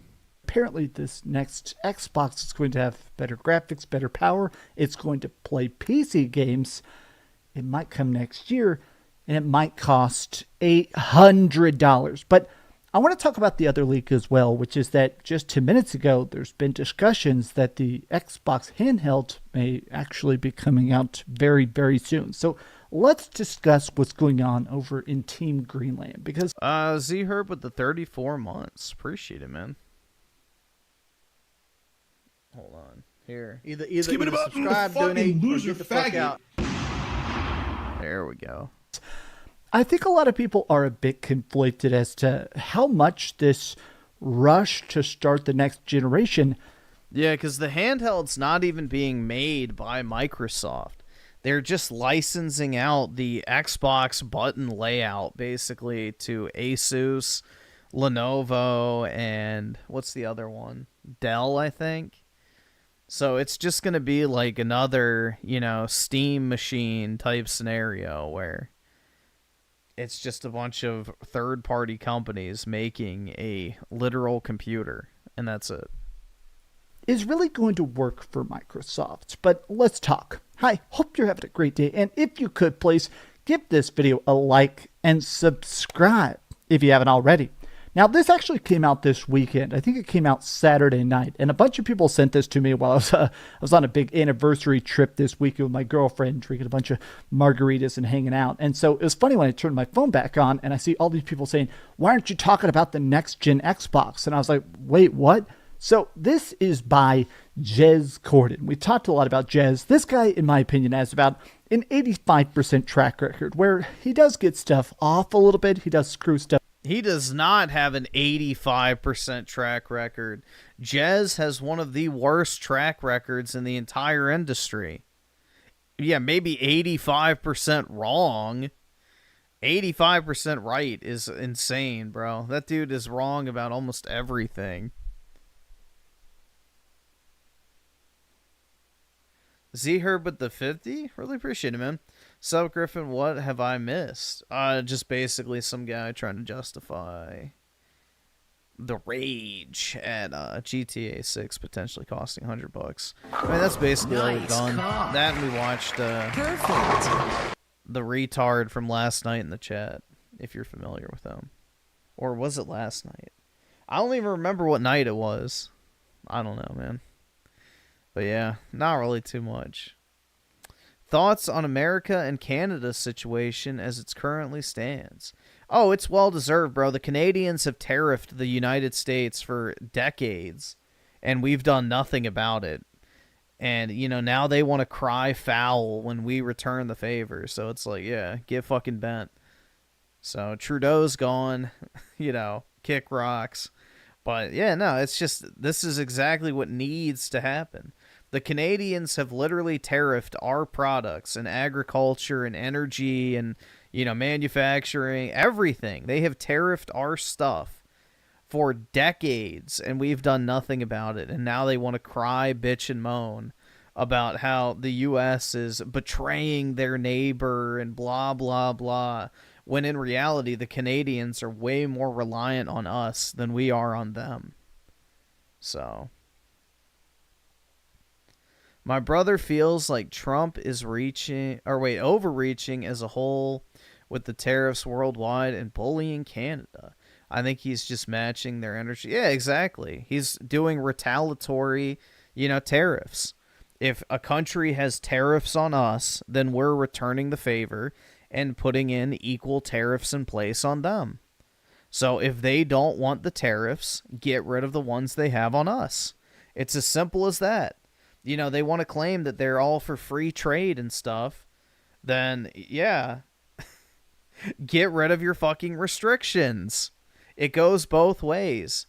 Just because the U.S. doesn't put restrictions on you doesn't mean it's fair trade if you're still putting restrictions on the United States. So, yeah, it's common sense. But all these countries have basically been getting away with murder. And, you know, now they all want to cry foul that somebody's holding them accountable. And Z-Herb with the 5. Either way, doesn't matter. Australia, Canada, UK have fallen to the point that tariffs hurt us so bad we shouldn't have imported. Or you mean exported manufacturing? Yeah, no, exactly. I mean, the U.S. shouldn't have done that too, but yeah, we have Western leaders that have completely fucking sold out their own countries for, you know, China bucks and World Economic Forum dollars and all that type of shit. So we have disloyal and traitorous politicians that have led the majority of Western countries for far too long, and it's sad. Stuff up occasionally, but for the most part, what he's saying is correct. Sometimes it's just the dates, the powers, the tiny digits are a bit wrong. But he said next Xbox is going to be a PC in a TV-friendly shell and coming out in 2027. No dev kits available now. So this is basically a slight pushback. There were all these leaks that were coming out last year that I decided not to report on, but people kept saying that Microsoft is working on a 2026 next-gen Xbox, something to replace the current system. And he's saying, yes, it's in development. Yes, it is new hardware, but it's probably coming in 2027. Now, before anything else, you're probably saying, why are we having this new Xbox already? Why are they talking about a handheld? Why are they rushing this stuff out? What is going on? If you actually look at the sales numbers, the Xbox Series X, Series S, they're doing nuclear atomically bad. In fact, if you actually line up the sales digits, if you thought the Xbox One bombed, this is actually below that. The Xbox Series X and S, they're practically underwater. And I think that while Microsoft seems to be satisfied with the Game Pass numbers and how much they're selling of their big AAA stuff like Starfield and Indiana Jones and stuff, it does seem pretty obvious that I think they're trying to find a way to get some sort of active console fan base back, at least to some degree. And so essentially, let's start with the quotes. So this is by Jez Corden. He says, if the info about Call of Duty is accurate about it launching on a next-gen Xbox in 2026, there's no dev kit right now. So the idea the developers already got in the next Xbox, it's just not accurate. So this is one of the things people have been saying a lot, is that not only is the next Xbox possibly coming in 2026, but they're already passing out tons of dev kits. They're already telling people, all right, if you're currently working on a project or you want to make a next-gen patch for this new system, here's the dev kit. He's basically saying, that's just not true, that there is a next-gen Xbox that is in the lab, that is being cooked up, but they're not passing out dev kits yet. Now, typically, they do give out dev kits very, very early on. For the PlayStation 5 Pro, for the new Nintendo Switch 2 and stuff like that, typically they give out those dev kits sometimes a year and a half, 2 years in advance to make sure that, well, obviously you have as many launch games as possible. But here it is. The whole idea of the next Xbox is that it's going to be a PC in essence, but with a TV-friendly shell that also has specific specs in mind, so the developers that are building it will basically have a Windows PC, but with a set style of graphics and RAM and stuff like that, a set of specs. Now, the reason this is important is because, honestly, developing on PC... I don't think it's going to matter because they're not going to prioritize it. Dude, if people think Xbox ports are bad right now, if it's basically just a computer, they're not going to prioritize it at all. They're just going to say, oh, yep, here's your PC port, have fun, and it's going to be just as unoptimized and buggy and shitty as the fucking normal one. They're not going to give a fucking damn about, actually optimizing it for the Xbox spec'd PCs.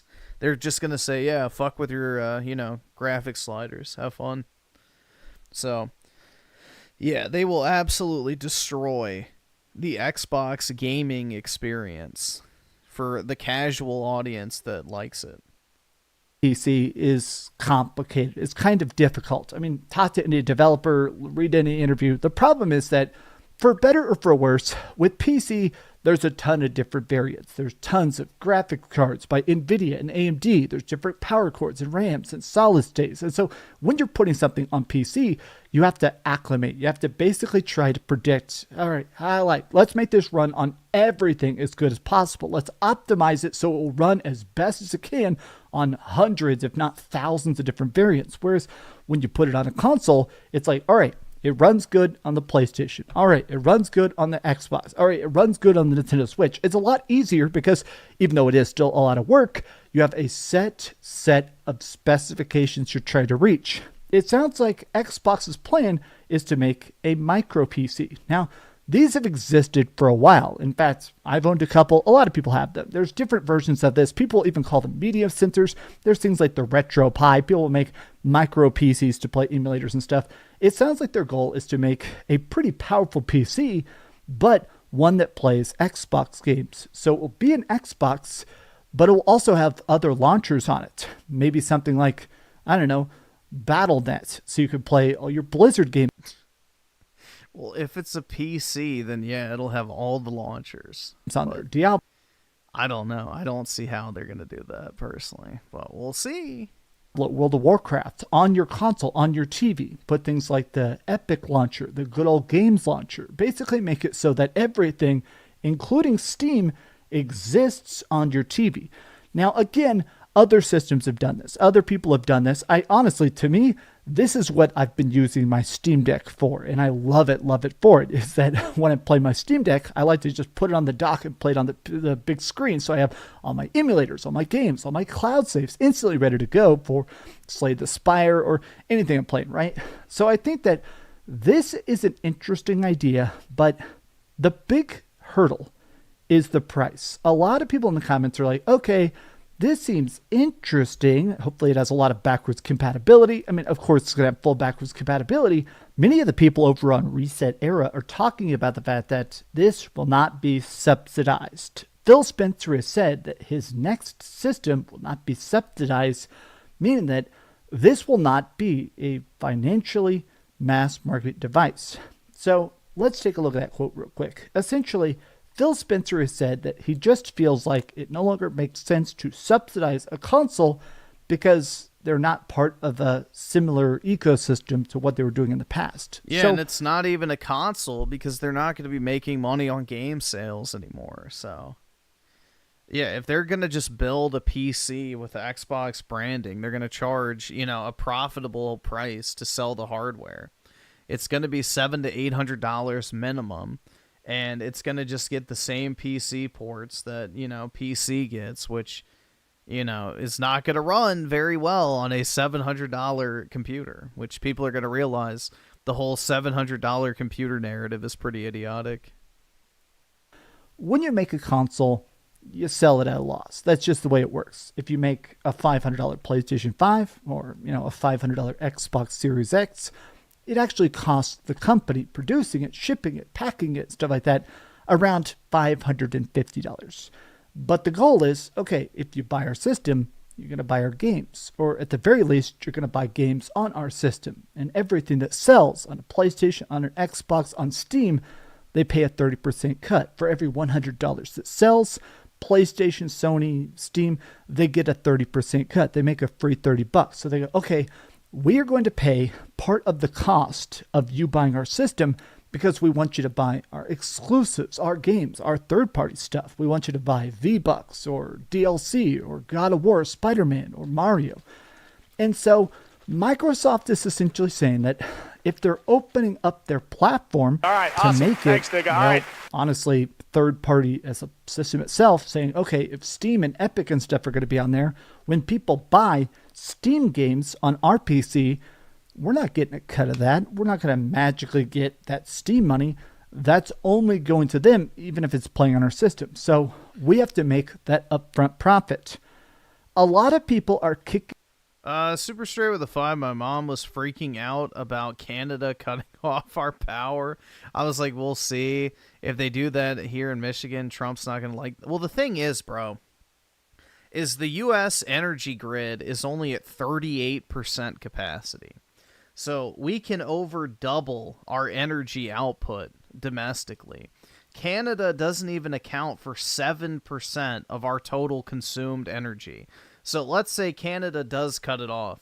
We basically would have to up our capacity by 7%, which would put us at 45% of our power grid's capacity. Not even halfway there. Also, that's not even taking into account that we sell Canada more energy than they fucking sell us. So we could just redirect the energy that we're selling to Canada to our own domestic power grid. Not to mention, we literally pay Mexico and Canada to take our excess electricity in certain areas because we produce too much. So there's a lot of complicated moving parts with that. Needless to say, it is a complete and total non-issue. The Canadians are way overplaying their fucking hand. They have absolutely nothing. When Justin Trudeau's response to the tariffs was, well, we're going to stop vacationing in Florida and boo the national anthem, you knew it was already over before it started. So, the Canadians are completely financially dependent on the United States, not the other way around. We have more than enough capacity to provide that electricity.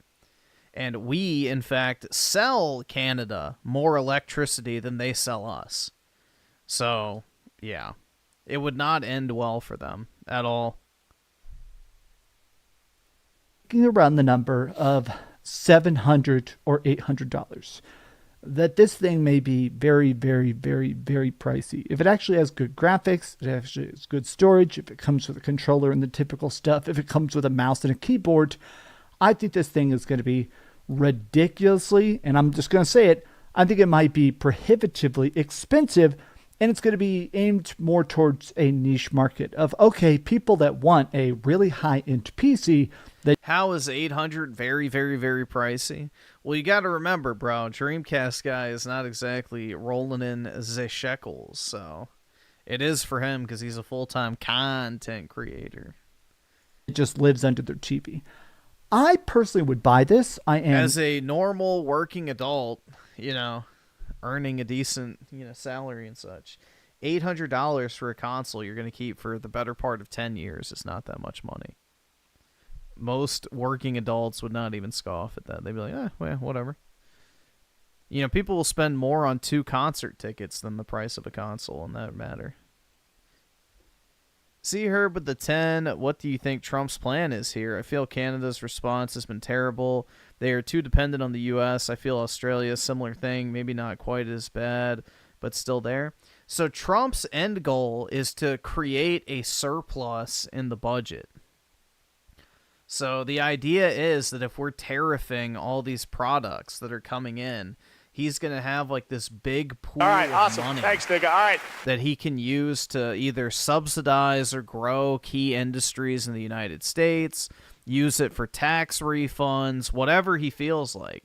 Like, basically, he's building up a slush fund of all this money that's coming in from tariffs, which he can use to directly invest back into the United States economy by, like, building factories or, you know, giving farmers, like, a better, I guess, tax refund or whatever it might be, like, helping out the industries that are affected by the tariffs by redirecting the money from the tariffs to them. So it just depends. But the biggest thing is that it creates this massive amount of cash that's free to use however he wants.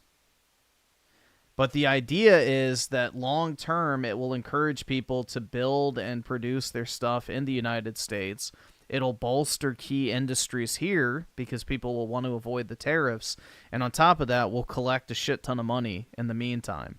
And then on the back end, the countries will agree to drop their tariffs if we drop ours. And then the U.S. can compete fairly with their newly, you know, bolstered economies in those particular, you know, industries and such. So that's the thing, is long term, it's very, very good. Tariffs are healthy. That's why every single other country tariffs the United States. So yeah, the U.S. is the only country that hasn't tariffed everybody. But every other fucking, like, economic, like, I guess, powerhouse of a country has done it. China does it. The EU does it. Canada does it. Mexico does it. The rest of South America does it. India does it. Like, every single country that has a decent-sized economy is tariffing the United States. But for some reason, we have never tariffed them.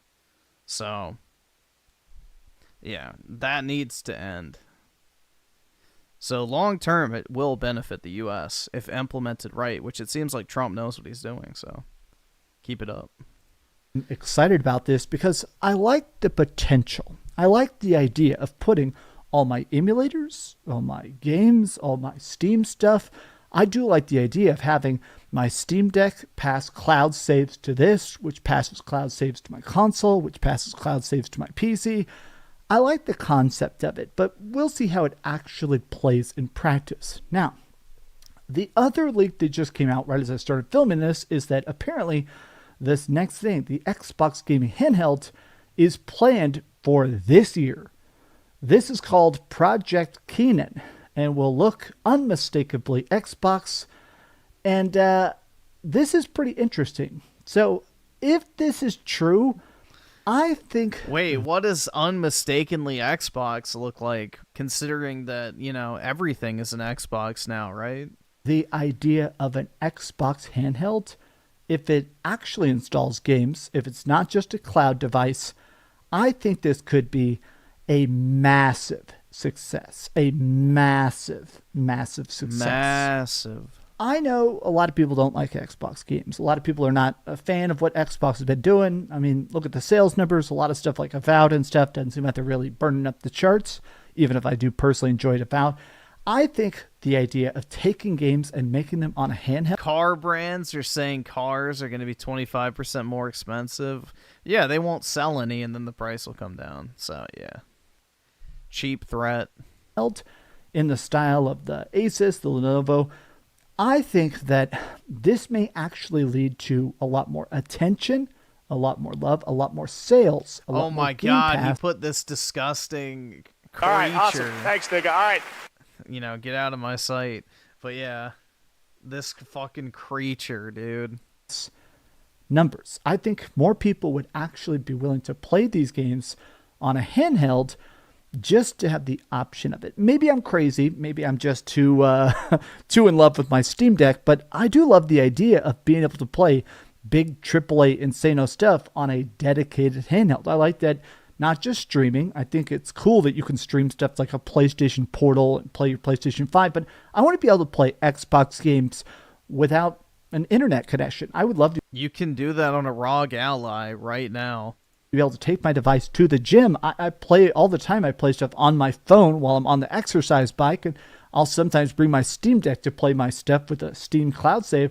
if I could bring my Xbox with current graphics, next-gen games, good stuff, and hopefully not the worst battery life ever, and play that on the go, that is revolutionary. But we'll see what the specs actually turn out to be. This is how I know I'll never be a real gamer, dude. Like, the idea of gaming at the gym is just so fucking corny. I can't do it. How do you feel about Xbox right now? How do you feel about that next-gen Xbox? And what's the most you would be willing to pay for it? And also, be sure to give this video a like. See if we get this to 2,000 likes. And also, be sure to subscribe if you haven't already. And please keep dreaming. Every time I hold up this Xbox controller at the start of a video, the whole comment section is so mad. I gotta be honest, it cracks me up. Stop holding up your Xbox controller! Thanks so much for watching that video. If you want to see something else, you can always click this link. Yeah, Dreamcast guy would be like, at his wedding, like, hold on, I gotta beat this boss real quick. True, Brit. Be like, hold on, before we get to that real quick, I'm almost finished with this boss fight. Can we take 5?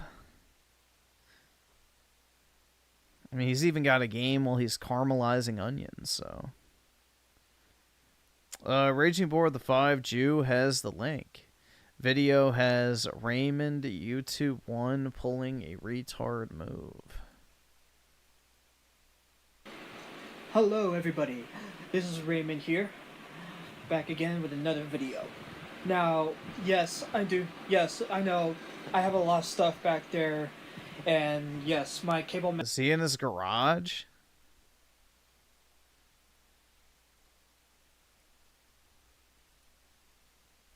Management right here is very crap, so please forgive me on that. So today I want to bring up this discussion right here regarding with the crew with end user license agreements. Now, if you don't know what the Crew is essentially an online racing game developed by Ivory Tower and published by Ubisoft, released back in December 2014 for the PlayStation 4, Xbox 360, Xbox One, and PC. Now, in December 2023, a couple of months ago, like, it was been delisted from all digital storefronts and left a message saying that... Dude, the Crew was very disappointing. They really oversold that game. I didn't like the Crew. But then again, Ubisoft has some of the worst driving mechanics in the industry. So I don't know why they even thought making a racing game would be good. That the game will be playable before March 31st, 2024. After that date, the game will no longer be playable. So now, whenever you boot up the Crew, you'll just end up getting an error message saying, oh no, you cannot access the game anymore. And the funniest part is that, like, somewhere in a code, the game actually has an offline mode, but it was never activated. So instead of patching the game up to activate the offline mode, Ubisoft just decided to shut the game down, making the whole thing unplayable. Now, I don't particularly do news videos, because news videos are just not my thing, but in this case, there's this trend going on, and that trend is stop killing games, so I had to talk about this. There's a YouTuber who goes by Accursed Farms. Oh, I remember that, dude. The fucking guy is like, yes, sue Ubisoft, complain to the French. It's like, bro, it's a 10-year-old live service game that's shutting down. Does it really fucking matter? I don't know. Like, people thinking, yeah, an online-only game is going to last forever is pretty idiotic. Obviously, it's not going to fucking last forever, and they're going to delist it at a certain point. I can't afford this shit! Z-Herb with the 5, as an Australian, I half feel like moving to America, Australia just becoming wasted potential. Yeah, it is sad, dude, but the problem is we could be going down the exact same route soon, because, you know, unfortunately, Trump's only in for 4 years, and then after that, it's a complete shit show, I guarantee you. So, unfortunately, it seems like the Western world as a whole is just going to complete and utter shit at this point. But yeah, I mean, the U.S. is better for now, hopefully, and it stays that way. The largest campaign ever to stop publishers destroying games. I'll have a link to that video so you can go see it. It's a 30-minute long video, but I'll summarize it pretty short. So in that video, he needs all the help for the campaign he's making called Stop Killing Games. He's basically telling owners of the crew to help, and he also made a website called stopkillinggames.com. Basically, like where you can take action here. You can pretty much go to his website. Holy shit, that is bright. So he talks about how the crew 1 is basically no longer playable due to the fact that the game is always tethered to the internet. Now, you can, if you want to, check out the website if you want to take action. Granted, you have to be 18 or older. But bro, it looks like he's looking into a fucking spotlight. So basically, this campaign has started ever since the crew 1 has become unplayable since the servers got shut down. Which brings us to today's topic. Why end-user license agreements don't protect you. Now, I want to make this very clear.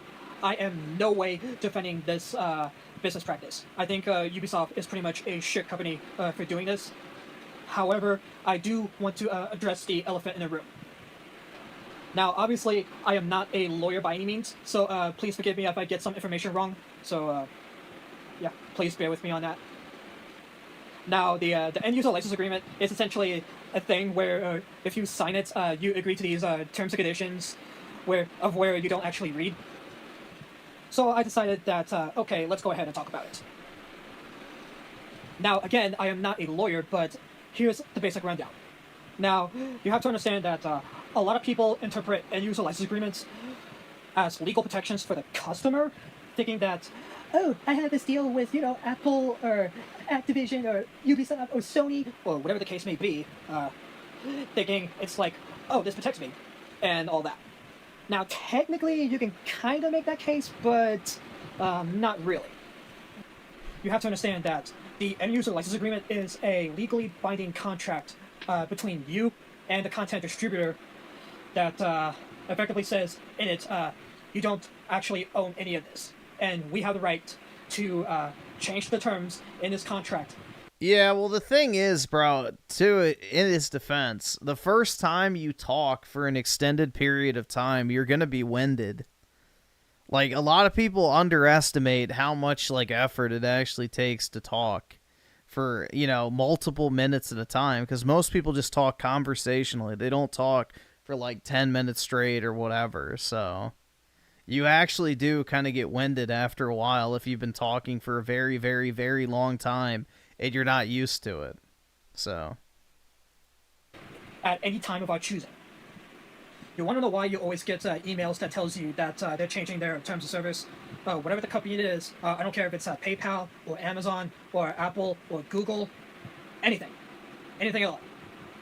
Even your local store maybe. They always say that the user agreements have changed.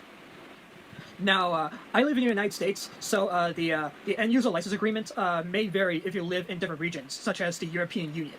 Now, according to American law, it states that if you don't challenge that email, you effectively are agreeing to their terms and conditions.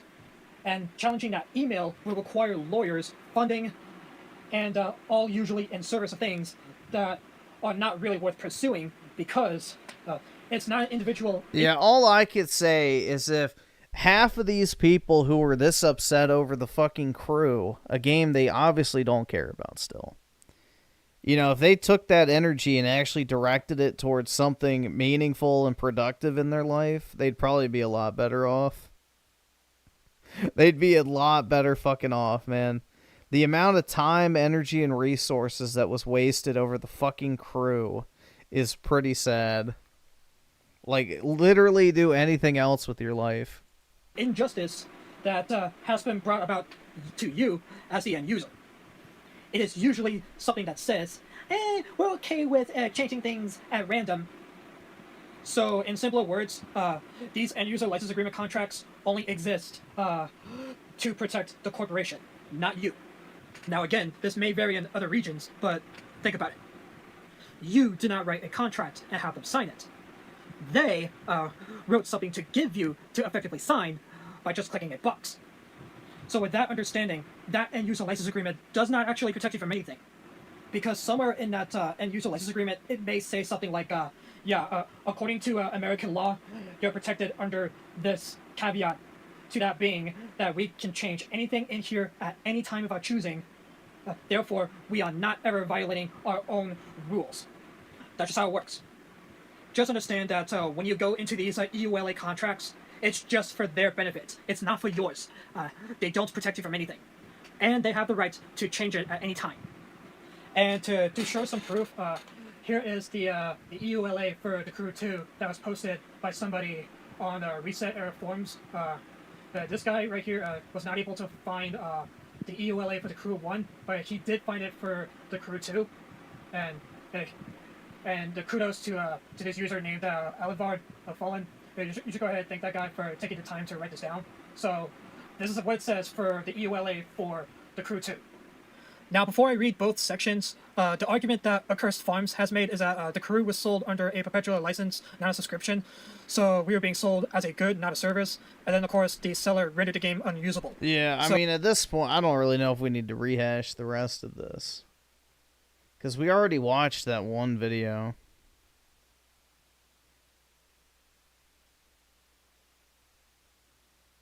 Is there anything else we need to see from this, or is it just more of the same rehash stuff?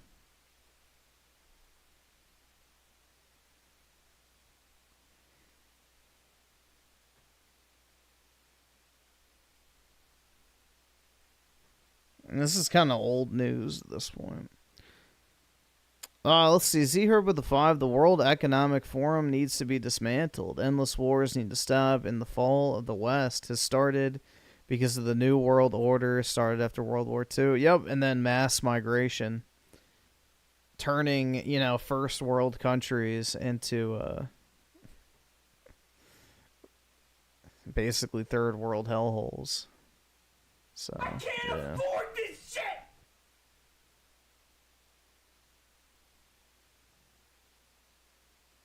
Yeah, I think we're good on this. I mean, if this was like a new topic, we could keep watching. This is old. We already watched a video on this in the past.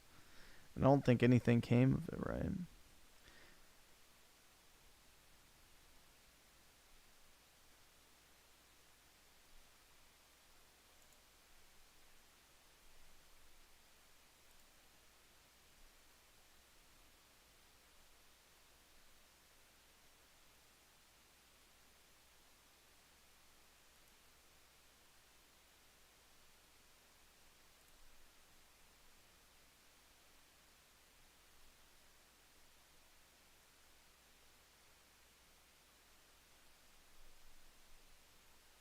Let's see.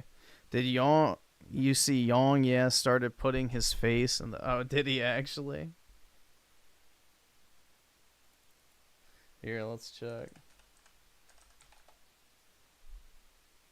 Oh my god, ew. So this is. He should put his soy jack, dude. Like, oh my god, dude. He should just use his unironic soy jack.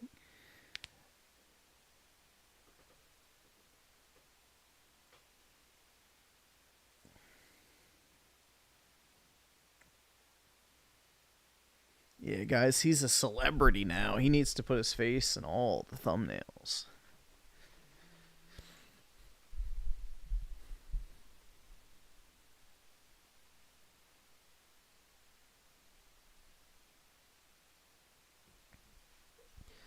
Not this resentful Raul.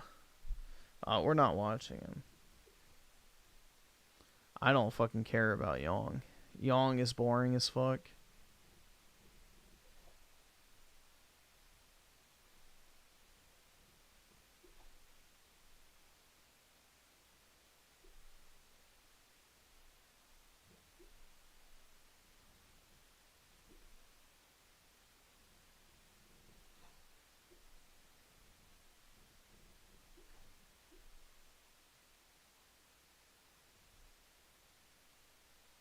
I should start putting Apollo's face on your...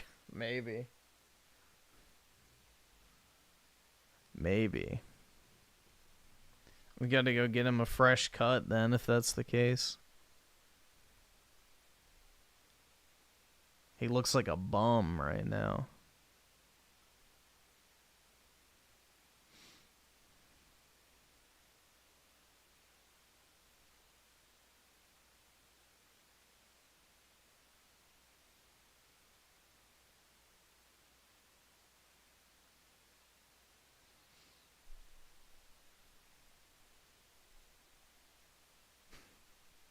Hold on, wait, I just remembered I saw this. Let's see. I want to see if Crap made a video bitching about something. Oh, is this it?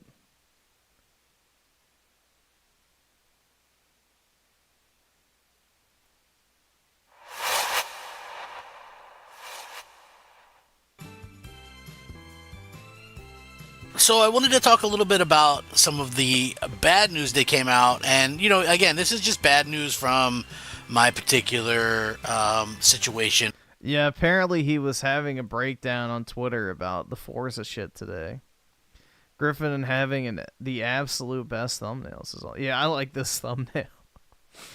It's like such a great... It just sums it up perfectly, man. It really does. In my viewpoint of what's going on with Xbox right now. And so we'll see if this is something that can actually pay off for Microsoft in the long term or not. Like, I don't know. You know, this doesn't sound... This sounds more confusing and more mixed messaging from Microsoft, in my opinion. And, you know, they have a long kind of history of doing that. And so we'll see if this is something that, you know, ends up having better... I think my favorite CrapGaymer video of all time is when he bitches about the Xbox disc not being in a picture of Titanfall 2. That's probably my favorite CrapGaymer video because it's like the most retarded shit ever. It's like the developers of Titanfall took a picture of a fucking PS4 disc instead of an Xbox disc, and he proceeded to freak out. Brit with the 2, can we watch this? What is it? The thing that... Can I pay to not watch? Yeah, sure. You can pay to not watch it. We can do that. I used to do that. When somebody would recommend a video, you could pay to skip it.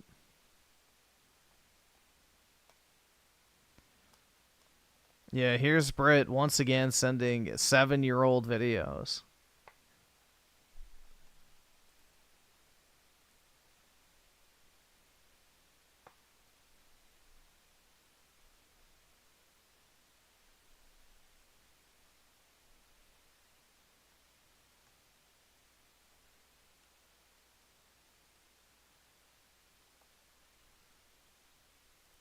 Yeah, back in the day.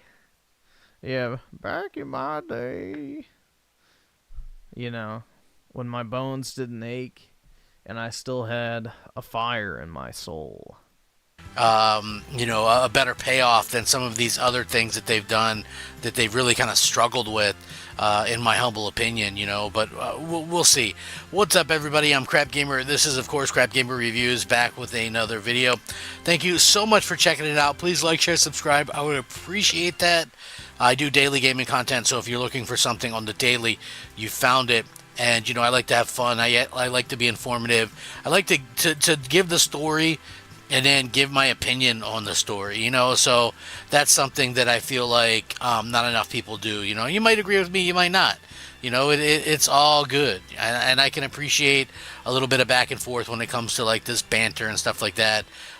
You know, but again, I'm having fun with this stuff, and hopefully that comes across to all of you all. So the other day I did a video. I was kind of talking a little bit about Xbox and their move in a leak that came out, talking about Xbox in 2027 and the potentiality of Xbox having, you know, a more powerful box again, but more PC-like, which I've already given my thoughts on that. I think that's stupid.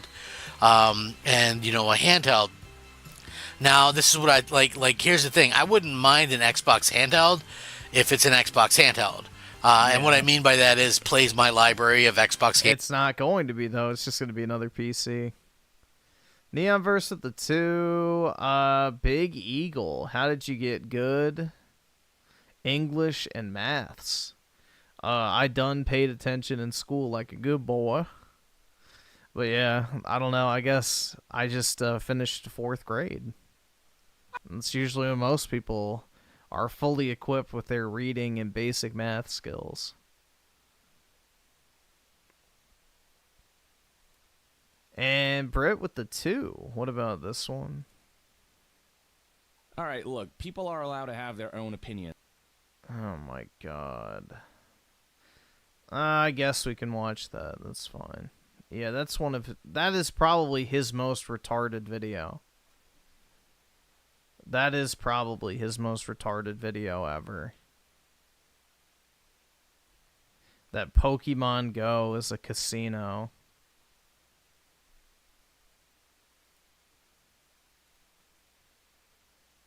But I don't know if we'll watch the full thing.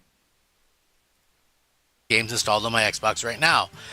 You know, because the way that this other thing is worded, there's a lot of confusion going on already, and this thing has hardly even been announced, right? So supposedly Microsoft is going to be doing a OEM with like a company like Lenovo, like that, or something along those lines, like the Asus ROG, you know, these PC handhelds, but they're branding it Xbox, which is a big problem, because I know they're trying to do this whole "this is an Xbox" kind of campaign or whatever, but the problem is, if you can't play your Xbox games that you own on that, then it's not an Xbox, right? Like that's the big problem that they're kind of running into here. So you know, like everybody knows, and I don't say this to brag, you know, I have about 1,500 digital games installed on my Series X right now. You know, many of them Xbox One, Xbox Series X games, you know, some 360 games, some original Xbox games, whatever have you. If you want to take away 100 for those games, that's fine. Then we'll just say 1,400 games digitally. Now, of those, maybe 30 of them are Play Anywhere, meaning I could play them on PC. I have a dual code, you know, because they did the Xbox Play Anywhere stuff that wasn't widely supported, you know, and so you would get a free PC copy if you bought it on Xbox and vice versa. So of all those games I have, maybe 30, 35 games would be playable on this Xbox branded handheld. And people are all up in arms today talking about how excited, you know, the usual suspects, how great it is, you know, this Xbox branded. Yeah, I think it is dumb. They should have had like an actual dedicated handheld. I mean, the 360 games being playable on a handheld is literally the only selling point for me for an Xbox handheld. If they don't have that, I don't care. I'm not going to buy it. So, unless I can play all of my Xbox games, 360 especially, on a handheld, I don't want it. Z here with the 5 thoughts on next gen Xbox 2027. Last 2 gens were 7 years, so it matches the time frame, but feels rushed. Maybe because this gen barely started 5 years in. Yeah, I don't think anyone needs to rush out with a new console. We should probably have this generation be 8 to 10 years. I feel like, at least. There's really no need. Like, nobody even feels like this generation has paid off at all. Like, it's basically just an extension of last generation because, you know, technology is pretty much plateaued. So, rushing the new console generation, I think, personally, is a big mistake. You know, let this one just kind of simmer a little while longer than previous ones. David Delay with the 2, would you want Final Fantasy 13 Trilogy Remake or Remaster? Yeah, I mean, I would buy it. I like Final Fantasy 13 overall. Is it one of the best Final Fantasies? Not really, but it's still a good game. But yeah, I'd buy it. You know, Xbox handheld, how it's going to be great, all these kind of things. But how can it be great when it's just another PC handheld, what we have, like, out the rear end right now, right? Like, this is just the God's honest truth. Like, we have these, the Steam Deck, you know, Asus, Lenovo Go, whatever the case may be. There's a ton of these PC handhelds lately. None of them selling particularly good. I mean, the Steam Deck is a flop, 3.5 million sold in 3 years. Asus ROG sold 500,000 units. Another thing sold a couple 100,000 units. Like, these aren't good numbers. Yeah. And so when you look at they are definitely not massive successes, that's for sure. messaging with this, calling something an Xbox when it's not an Xbox. I feel like that could be a big problem going forward. At the end of the day, I think this is going to be the big issue that Microsoft is going to face going forward, because again, right now it's just one of those things that Microsoft is kind of known for, right? Microsoft is known for a lot of different things, but mostly their poor messaging, their poor leadership. They don't really do a good job with some of this stuff. So, when I'm kind of looking at how they've handled a lot of this stuff, like, to me, there's just a lot of interesting things kind of... Griffin ain't even gaming. Yeah, no gaming, bro. No gaming. Sorry. Going on for it, like, if Microsoft really believed in some kind of... Well, the Switch 2 won't sell 10 million in the first 2 months. They apparently are going to have 20+ million units ready for the first year, which means probably like 3 million a month would be my guess for the first few, but we'll see. I don't know. Maybe they'll up production even more, but I highly doubt it's going to sell 10 million in the first 2 months. There's not going to be enough supply. Metal Mario with the 5. Is it already confirmed that the Xbox handheld will not play your games? No, it'll play your games natively, but it's just a handheld PC. So it's like a ROG Ally or a Lenovo Legion Go. It's not like an actual dedicated Xbox console that will play your console library. It will only play the Xbox PC library.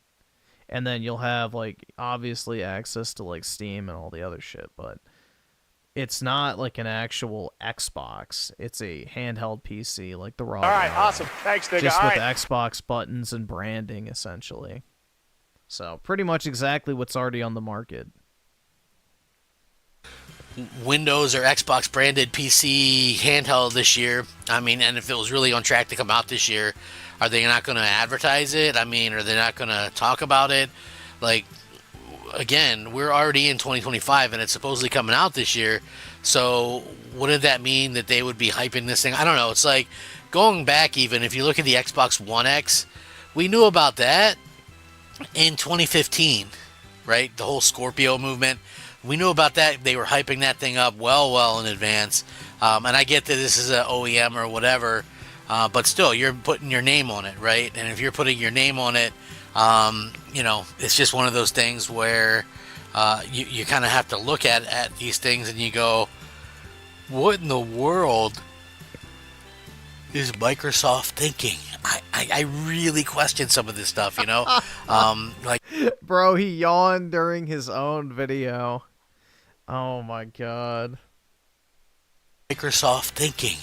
I really question some of this stuff, is Microsoft thinking? I really... I mean, I can't really say I blame him. I yawn all the fucking time on stream, but not when I'm recording a video. Question some of this stuff, like would this be good for like an Xbox fan? How could this be advertised as an Xbox anything, right? Like that whole advertising campaign never made much sense to me. It really didn't, and I'm sorry, I know like a lot of people probably won't understand why I say that or understand the thought process behind it, but for me anyway, I look at this and I just go, it's a real shame that that this is the type of stuff that we're kind of dealing with.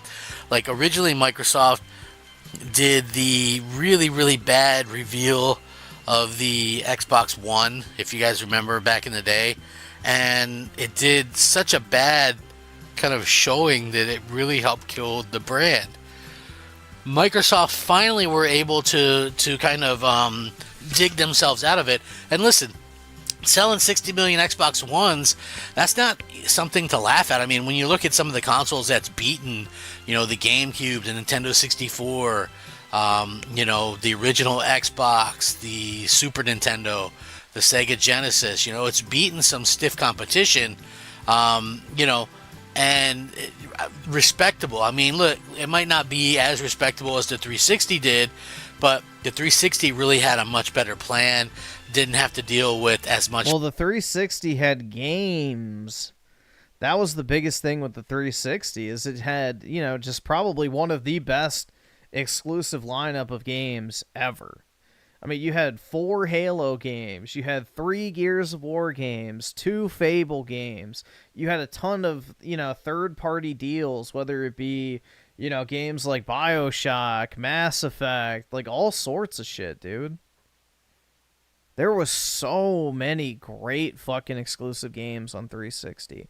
Not to mention the social features were amazing. It was like basically its own built-in social media network. Like, the 360 was just iconic, man. And ever since then, they have no fucking idea how to recreate that magic. Which is sad, because the blueprint was literally right there. Yeah, that's where I am, too, is if you can't install Xbox console games, I have no interest in the handheld. Because the main reason I want it is for 360 games. Like, I think it'd be awesome to have, like, a handheld that plays, like, all the backwards compatible 360 games. I think that would be the perfect use case for me. But if it's just another handheld gaming PC, I have zero interest, because the batteries on those things are fucking terrible. And on top of it, they're extremely expensive, and you could literally just buy one right now. So, yeah. If it can't run like the native console games, zero interest. Especially the back compat stuff. Is he here with the 2? What happened to Xbox? The Phil Spencer effect, baby. Flack right up front. You know, everybody was really excited for it. They had, you know, some great games and things like that right away, kind of planned out for it. And I think that's probably where we see some of these other things happening, like how, like, I don't know the official numbers for sales on Xbox One at this particular point in time versus Xbox Series X and S. But what I do know is that supposedly, by everything we've seen, it's almost, you know, 9-10 million now. Right? Like, so how did the Xbox One, which was the bane of the internet for a very long time, there were so many memes and jokes about it, you know, it was like the most hated thing ever. And, you know, how does that end up doing better than the Xbox Series X and S? And the only thing that I can think of is, you know, the Xbox One actually launched with some interesting games. They were showcased. Yeah, they had great... Dude, the Xbox One fucking massacred the PlayStation 4 when it came to launch games. That's why a year into the generation, when I had my PS4, I bought the Xbox One, because it's like, shit, dude. I want to play Titanfall. I want to play, you know, Sunset Overdrive. I want to play Forza Horizon 2. I want to play all of these fucking games. You know, Rise, Son of Rome, Halo Master Chief Collection, Gears Ultimate Edition. Like, there was actually shit to play. PlayStation got 2 good games in the entirety of the first, I guess 3 years? They got Bloodborne and Infamous Second Son. Infamous Second Son was 8 hours if you 100%ed it. So not exactly a long, lengthy title. And then Bloodborne, I personally didn't really care for, so it did nothing for me. But Xbox had way better shit. And then after that, they released Halo 5, which personally I liked. I played that game a bunch. And then, you know, Gears 4 wasn't terrible. It wasn't the best Gears, but at least it was enjoyable for the most part. So, PlayStation had absolutely fucking nothing at the beginning of last generation. For a very long time. It wasn't until Uncharted 4 came out that they started hitting a regular release cadence. Which, even then, most of their games that generation didn't really interest me. Saying, you know, other games, you know, believe it or not, it was like new stuff. You had like stuff like Sunset Overdrive. It's exciting because it came from, you know, a studio that typically did PlayStation exclusives.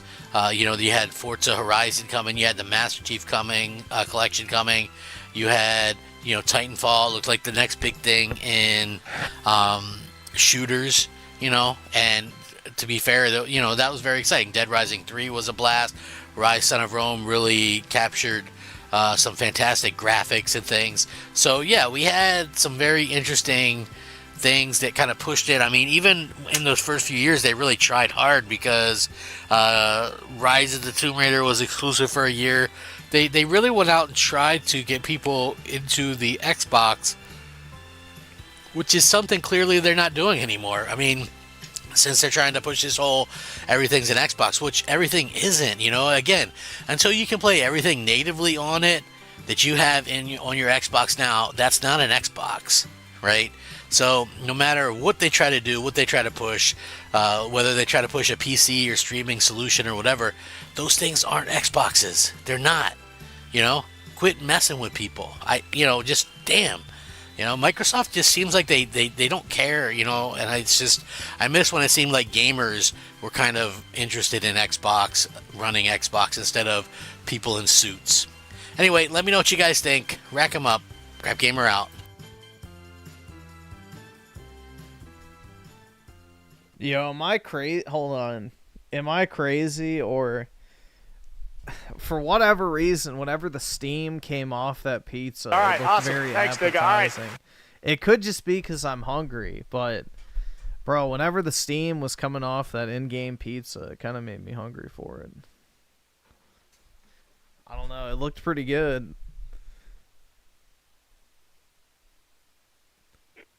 See here with the 10, I wonder the exact split between Series S and... Apparently it's 2/3 are Series S's. Now, that's not confirmed, but that seems to be the prevailing sentiment even among the so-called Xbox leakers, is that the Series S is the massive market leader compared to the Series X. And I wonder, as a whole, how much are actually concurrent players. I can see at most 20 million, if that, either way. Wasn't Xbone at 50 million. I think that's what it sold, like, at the end of the generation, yeah. But I think Xbox right now is at, what, 27 million is the sales number? But they only sold 3 million consoles last year, which means, you know, that number's not going to go much higher. It'll probably cap off at about 35, 40 million. But we'll see. I mean, the more they market the fact that you don't need to buy an Xbox, the less it's going to sell. So, it's pretty idiotic. You know, if you tell people long enough, hey, don't buy this, and then they don't buy it, you can't be surprised when, you know, your shit doesn't sell. It's like, okay, well, yeah. What did you think was going to happen? People were just going to be like, oh, yeah, dude, let's buy this shit. Even though they're telling me not to, and I can play the games on every other platform I already own. So.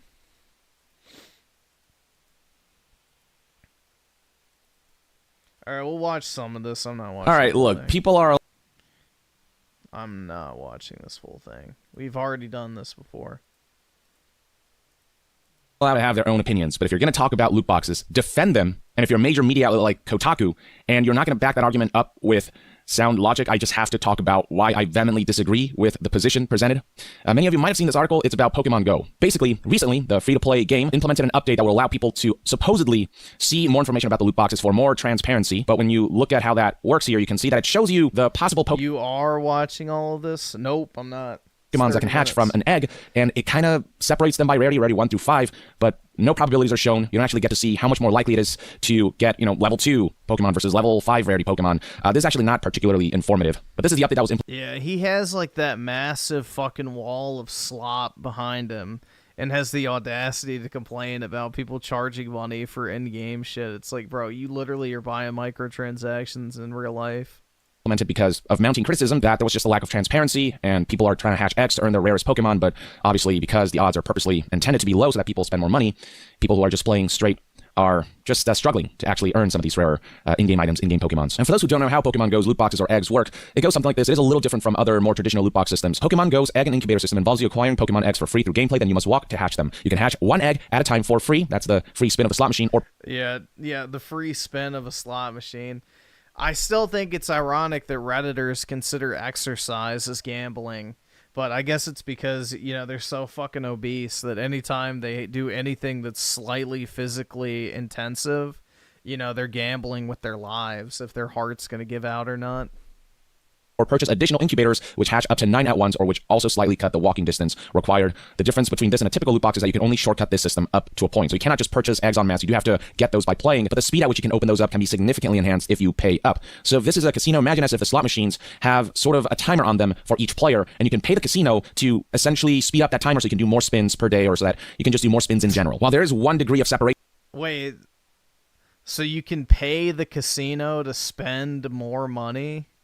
I mean, yeah, if you're dumb enough to do that, then I say, yeah, let people pay for that. Between money and loot boxes in this game, the fact remains that you're still shelling out money so that you can increase your chances of getting a desired reward. Therefore, it is my belief that Pokemon Go's eggs are still very much loot boxes, just slightly tweaked, a little more indirect, but still very much gambling. The news outlet Kotaku has a very different, contrasting opinion. Gambling. Dude, yeah, walking and hatching eggs in Pokemon is literally the definition of gambling. Tweeting out the following: Pokemon Go's egg... Griff, why is Yong Ye's hairline so high? Aren't, like, all Asians like that? Don't most Asians have really high hairlines? I don't know. I haven't really checked out many Asian men, to be completely honest. But I think Asian women have really high hairlines, too, right? Like, they usually have big foreheads. I don't fucking know. In all honesty, I have not really checked out Asians. So, you know... Call me racist if you want, but I haven't really done a in-depth analysis of the trends I see with Asian men and women as far as hairlines go.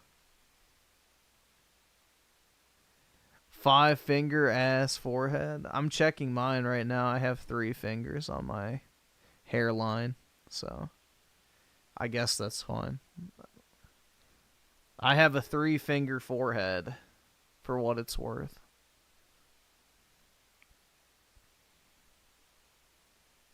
Come to think of it, my Asian girlfriend's hairline is pretty... Yo, don't tell her. All right, awesome. Thanks, nigga. All right. David Light with the 5. Last thing we need is the government and gaming any more than they already... Yeah, exactly. You know, but Redditors are upset that they have to walk an extra mile in order to hatch their Pokemon Go egg. Like, could you imagine that? Like, this is how you spend your time complaining that you have to exercise in order to play Pokemon Go? Eggs aren't loot boxes. They're fun presents. Now, I would like to emphasize this isn't something that a company said. This is what the Kotaku editor believes the Pokemon Go eggs to be. Not loot boxes at all. Just fun presents, which no doubt will remind people of surprise mechanics. EA's attempt to rebrand loot boxes and use a different term that would make them seem more fun and more kids-friendly after they were heavily scrutinized about their monetization practices. But of course, they fooled no one. They claimed it was quite fun and quite ethical. But if you actually want a surprise mechanic that's fun and ethical, check out these Yong loot box shaped stress boxes. Take a loot box and just squeeze the life out of it. This is actually quite fun and quite ethical. You get charged once, no extra monetization involved, and it's actually quite fun to do this or that. Stupid loot boxes. But yeah, Yong.com. Jesus Christ. Look at his face of pure joy. He's like, yeah, Reddit, we did it. What a fucking freak, bro. Go to the merch store, check out some of the items there, and every purchase goes a long way in supporting the channel. Now, going back to the tweet, you can see from the responses that... Yeah, he really needs support. You know, reading fucking news articles and Twitter posts requires so much financial investment. You know, without your support, guys, what Yong does is just financially not possible. People are confounded by this stance. I myself tweeted, quote unquote, you know, totally not loot boxes, just fun presents. But you've even got folks like Corey Barlog who responded with, right, sure. And for those who don't know, Corey is the head of God of War, the creative director of God of War. And beyond that, I mean, just plenty of responses of people who are shaking their heads at Kotaku, basically spouting the equivalent of EA's ridiculous surprise mechanics argument. So here it is. And look, if you have a sound argument to make to defend loot boxes, I'm willing to listen. But I read this article and I found the arguments to be nonsensical, ridiculous, and it is promoting, this headline alone is kind of promoting what I feel is basically corporate propaganda, just a false statement. And I, for the life of me, don't know why this article is going so far out of its way to defend a multi-billion-dollar company's monetization scheme. But here's the defense provided. I personally don't think it's particularly good. Yong, you have a wall of slop that was purchased from multi-billion-dollar companies that literally serves as a fucking literal dust collector. You are the last person that should be lecturing anyone on defending a corporation. when you've spent all this money on cheap Chinese plastic. Good one. First of all, the main complaint of this article is that it believes the way the eggs in Pokemon Go are being held to the same standards as the most cynical and cruel of EA Activision loot box behavior isn't necessary. Now, I do think Pokemon Go's loot boxes are less egregious than, say, how Battlefront 2's loot boxes worked when that game first launched. But just because it's a less bad version of something bad does not make it good. You could say that robbing a bank is worse than stealing candy from a convenience store. That doesn't excuse the fact that the candy stealer stole candy. That's still a bad thing to do. And to say that... I don't know if was this pre or post BLM? Oh, it was post BLM. That's stunning and brave of you, Yong. I'm pretty sure you probably wouldn't hold that same sentiment. Stealing candy from a store isn't stealing because it's not as bad as stealing from a bank. Like, that's just logic that doesn't make sense. Pokemon Go's monetization model still essentially works like how other loot box systems work. Pay money to increase the odds of you getting a reward. As long as people have to gamble in that way, it's loot boxes. It's gambling. Call it whatever you want, but it's all within the same umbrella of gambling. The article then talks about the recent change of adding more information that makes the experience more transparent, stating the latest change to the free-to-play mobile app is a neat way to see what Pokemon could possibly hatch out of any egg you might collect while playing. Listed in order of possibility, you also get an idea of just how unlikely it might be that out of any particular egg will pop a shiny version of the rarest beast. It appears this is another step toward providing more transparency to players who are frustrated by grinding eggs for rare monsters. I wholeheartedly disagree with the sentiment. I don't know how you can look at this screenshot right here and deem this transparent. I don't know how 5 eggs versus 1 tells you anything about how unlikely it is that you'll get the rarest Pokemon of this reward. How it's you don't understand how that works? Well, you are a fucking idiot. Like, it's not hard to understand how it works. There's fucking rankings versus, you know, the likelihood of one Pokemon versus the other. That's it. That's literally it. It's pretty fucking basic. Rewards pool versus how likely it is that you'll get the most common of the rewards. This is about as useful as EA saying that the rarest FIFA Ultimate Team player cards have a less than 1% chance of yielding. What does that even mean? It could be 1 in 1,000, 1 in a million, 1 in a billion. Who knows? And those odds obviously are a huge difference. This update from Niantic feels like one of those things that companies do to make themselves seem like they're being proactive, but in reality they're implementing useless solutions that ultimately help nobody. It's like how the ESRB added the in-game purchases label as a means to try to stave off backlash surrounding them not labeling games with loot boxes and gambling to be for 18 years and older. But obviously that descriptor isn't informative at all. It doesn't actually warn people about the dangers of loot boxes and the fact that they closely resemble gambling. So the ESRB tried to appear as though they really care about this issue. Not really. All of the solutions implemented so far have been useless, and they've let companies run rampant with their monetization. And that's why we're starting to see government bodies and legislators interfere, because the regulating bodies in the games industry are not doing their goddamn job. Now, the article does admit that loot boxes are an exploitative tool. They suck. They're nasty, dirty business, and it'd be great to see games rid of them, but insist that that's not what Pokemon Go has at all. The game's eggs are a system that offered the player no meaningful advantages, all works perfectly well within the core game without ever having to spend any money at all, frequently providing... Alright, that's enough. We get it. We've already done this video before. It's just Yong reading an article. Again, shocking. You know, something he's never done before. How dare a company make money on their free-to-play game? I know. How dare you have the option to pay money for something? Gamers won. Won what? The cringe dude, I don't know how motherfuckers look at anime like this and just don't feel visually disgusted. Like, is that not, like, just ugly to you? Like, modern anime especially. Like, I think any anime post, I want to say, like, 2015-ish, has just, like, developed this really ugly look to it. I don't know, like... The anime art style has been downgraded so much in recent years, I feel like.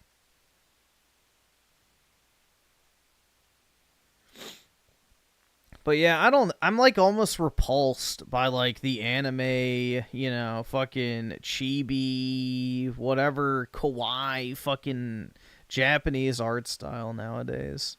Like, it's very fucking visually unappealing to me. Like, this just genuinely makes me not want to fucking look at it.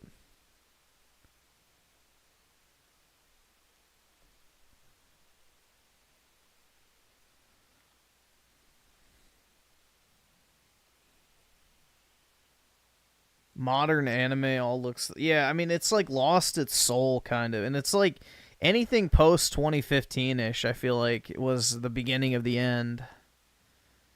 Very few animes actually are visually appealing to look at anymore.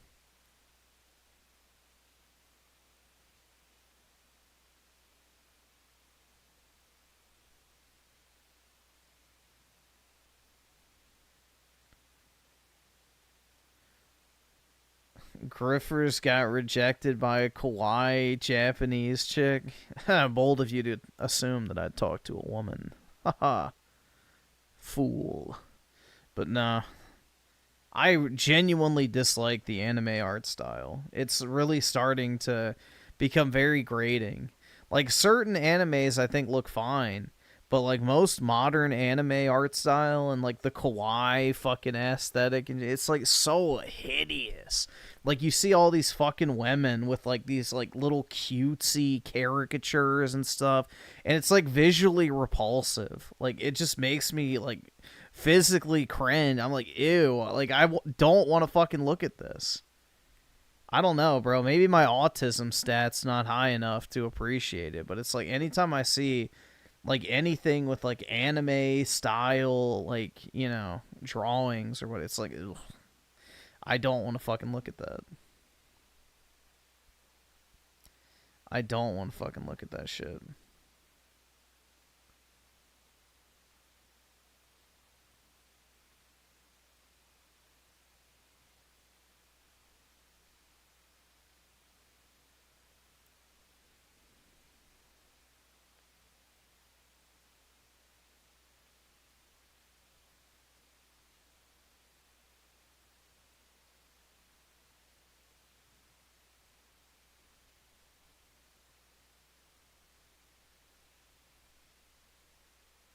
Bro, you watched Ormo, so you want to watch cute anime cute girls, bruh. That's different, dude. That's actually a peak show. Most animes are not peak. Isn't solo leveling just a modern deep? I have no fucking idea. I don't even know what that is. Solo leveling. I've never heard of that one. Well, the original Naruto looked so much better visually than Naruto Shippuden. Like, the original Naruto had a much better art style. So, yeah, Naruto lost a bunch of its soul the longer and longer it went.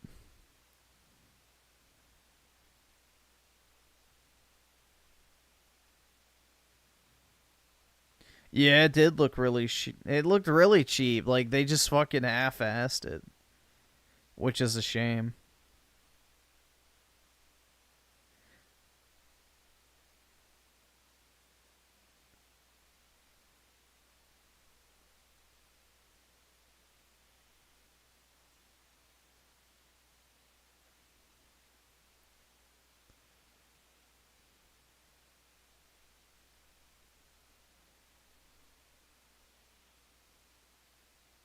Neonverse of the two, can we watch YouTubers on which one?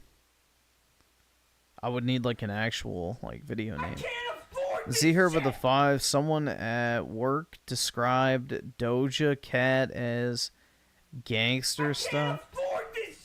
Isn't she like the moan rapper? Like she just moans and raps at the same time? I don't fucking know. Alright, has anyone else noticed that trend with, like, all women's music now? Like, every single female artist just moans into the fucking mic. Like, they do that super fucking whiny moan shit. Like, it's, like, so annoying, bro. It's like, shut the fuck up, you whining whore. You know, shove a cock down your throat so you shut your fucking trap. Like, goddamn, it's so obnoxious. No wonder why women are so fucking insufferable online, bro. It's like they're listening to that fucking slop all day. Every fucking female artist in the entire industry just fucking moans. They just sit there and go,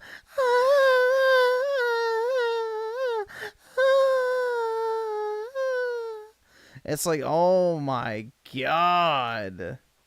Holy shit. You know, load up the fucking fists, bro, because it's time to go to fucking Pound Town. It's so obnoxious. Like, anytime I hear a woman's song, I'm just like, nope, skip, skip. Like, I don't even listen to female artists anymore at all. Well, I never really did, but especially now. It's just insufferable. It's like, yeah, fucking skip, skip, skip, skip, skip, skip. Like, yeah, absolutely not. I will not even attempt to give a woman a chance when it comes to her music. It's like, yo, nope, not even gonna attempt. Zero fucking interest.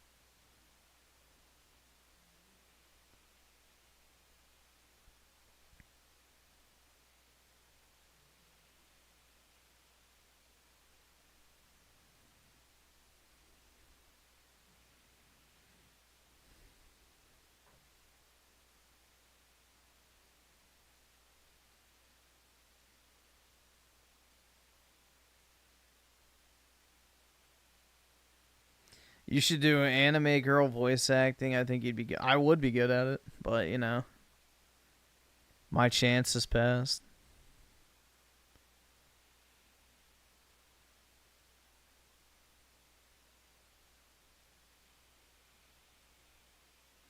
Billie Eilish has the best moans. It's like every woman just moans in her fucking song. It's like, Jesus Christ.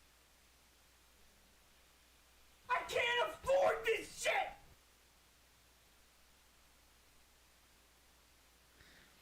That's the name of the video? Okay.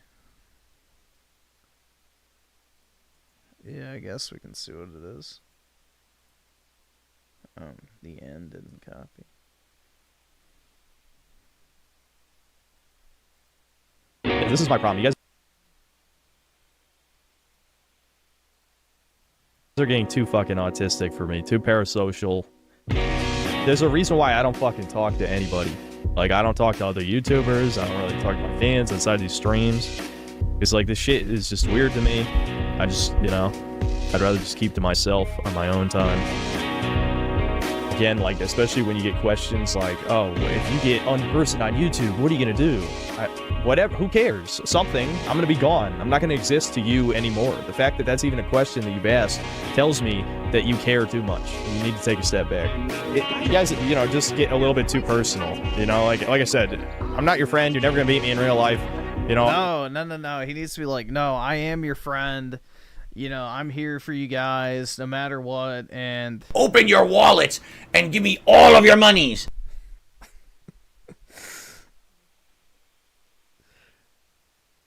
That's the fucking strap, bro. Yeah, I'm your best friend.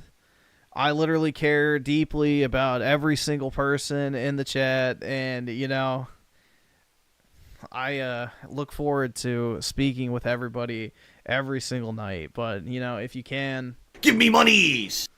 Obviously, I'm not saying you should hope bad things happen to me, and I don't hope bad things happen to you guys, unless you really piss me off, then maybe I do. But, you know, I mean, just don't worry about it, dude.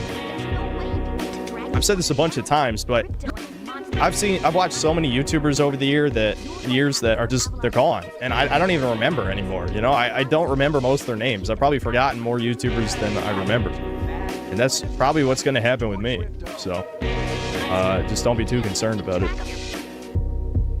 That's how it should be, in all honesty. That's how it should be. You know, people do take this internet shit way too seriously. Like, it's really not a big deal. You know? It's not like a life-defining thing.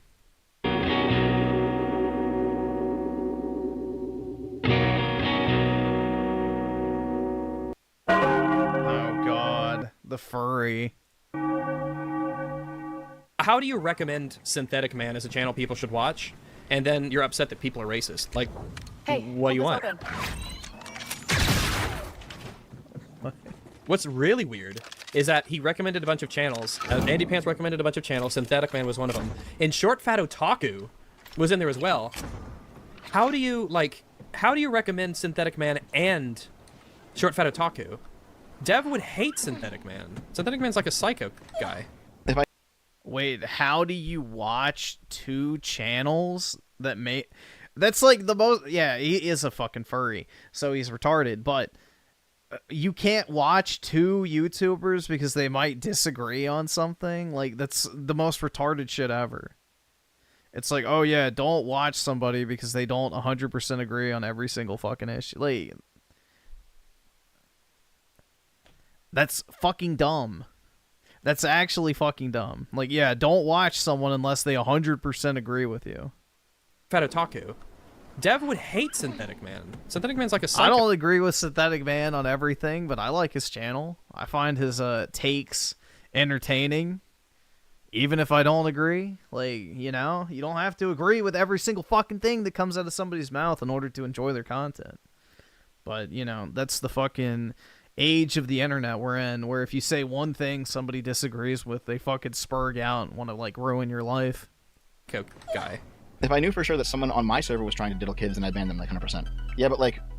That's why I watch Griffin and the Doc both agree sexting a minor is an issue. I think sexting anyone is an issue, personally. Minor, of age, whatever it might be. Sexting is never a good idea, in general. You should never do it. Same with sending nudes, which I guess falls into the same category, but yeah. Whether you're of age or not of age, you should not be sexting or sending nudes at all. Regardless. So, no, sorry, I don't agree with Doc. Legal or illegal, you shouldn't be doing it.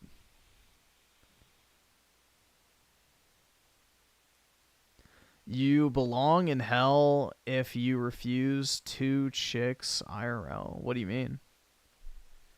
I mean, I'd refuse women in real life. The fuck? Off your server, though? Hey, Dev, what's up? Hey, Holzander, what's up? Like, if none of it was happening in your spaces, it just... I don't know. It feels wrong to me. That's him saying he won't ban them for anything they do off the server, even if he knew for a fact that they were pedos. They're welcome aboard as long as the raping happens off camera.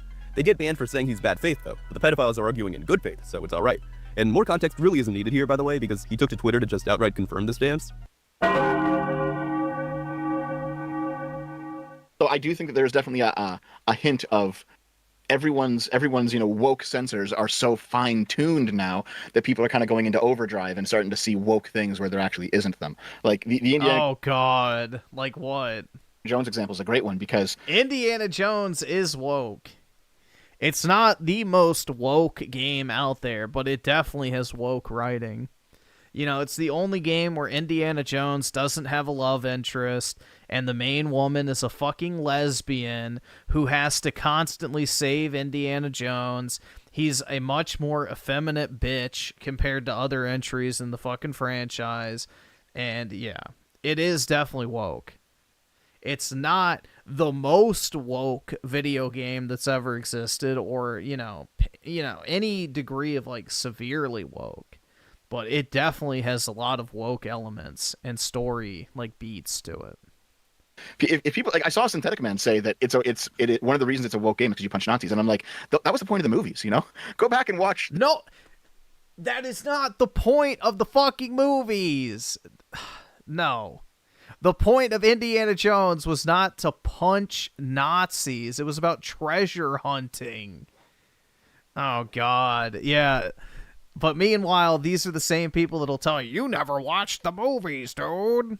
No, the Nazis were just in the way of Indiana Jones hunting for treasure. I remember when he punched Nazis at Temple of Doom. That's right. Lots of Nazi punching. That's so idiotic, man. These are the same people that'll tell you that you've never watched the movies, bro.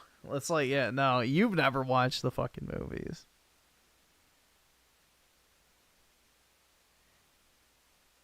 So, it's just dumb. Like the first and third movies, you're always punching Nazis. Like it's not like it's not true to form for Indiana Jones. He fought the fucking Nazis, man. And I mean, I know there's going to be some. Yeah, but some of the fucking dialogue surrounding that is way more political than the movies. And in today's like, all right, this is the thing. When Indiana Jones was made in the 80s or whatever, punching Nazis was fine. Okay, that literally is what it meant.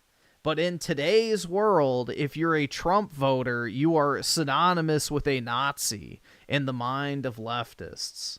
So, yes, in a vacuum, yes, there's nothing political about punching Nazis, whatever. But it is foolish for you to believe that, you know, there's no, you know, I guess metaphors or allusions to modern day society. So that's the thing. In a vacuum, yes, there's nothing wrong with Indiana Jones punching Nazis. But in the modern gaming landscape, it's not a fucking stretch to say that game developers use that theme to echo their hatred of Trump voters, which in the same breath they refer to as, wait for it, Nazis! Wow! Or fascist, dude! So, yeah, when you label your political opposition as the same thing you're having them punch in a game, it's not really too fucking far to reach and say, hey, you know, yeah, Indiana Jones has always done this shit, but they're definitely using it as a outlet to vent their hatred for those they disagree with, which is completely valid. So, JE5150 with the 1. Appreciate it, man. Z-Herb with the 5. I've noticed a trend with the anti-woke crowd. Stuff they would usually complain about goes out the window when it's something they... Yep, exactly. They have no standards. And that's the thing, is you can like something and still point out issues. You could literally say, like, yeah, you know, I like the game overall, but it definitely has these particular woke elements. You can still enjoy the game. But, you know, the people who put the fucking blinders on and pretend it doesn't exist are fucking stupid. Like, oh, blah, blah, blah, I don't see it, so it doesn't exist. I don't want to acknowledge it. It's like, yeah, fuck off, you disingenuous fuck. You can say that despite those things, you still enjoy the game. But acting like they don't exist is disingenuous.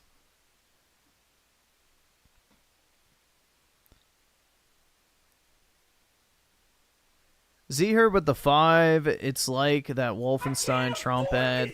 People tried playing dumb. Exactly.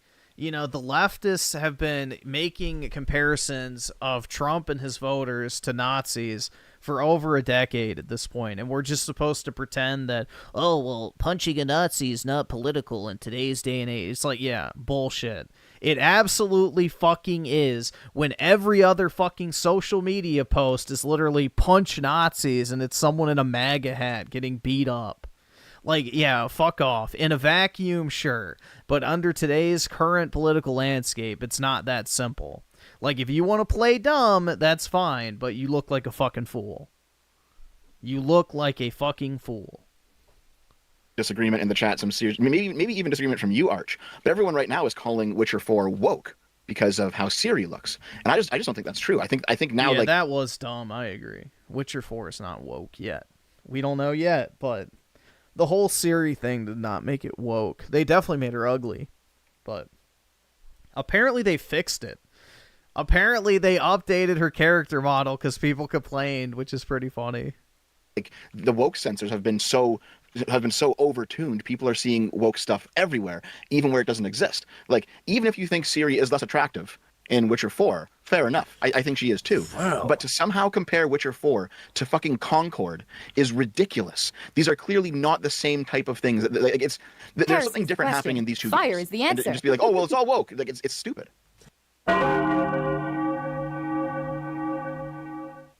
Jokes aside, I hope you're still doing well, my boy. A YouTuber I found recently called Synthetic Man seems to really like you, by the way. Oh, Synthetic Man. I've been what's the word? I've been warned about you, Synthetic Man. I looked him up, just to see what was so terrible about him. And no offense to the EFAP gang, it just seemed like a lot of like I've heard all this and worse on like 4chan, like. It's just not stuff that phases me whatsoever. Of course, I'm kind of a big free speech guy, so it's like it's hard to like say something that's gonna really throw me for a loop, unless you're Boogie. But yeah, I was like, okay. I mean, like, this guy definitely browses 4chan. Okay, whatever. I doesn't really phase me all that much. Now he did say I remember there was a stream he was doing recently, and I popped in just to see, and he was talking about how he was okay with anthropomorphic like furry porn or something like that, and Wait, that's where I fucking draw the line. That's where I Wait, what? Did he actually say that shit? Well, I'm a friend. Like, no, we can't be having that. I agree. No furry porn. But otherwise, I haven't watched. I can't say I've watched any of his videos. Hella cash.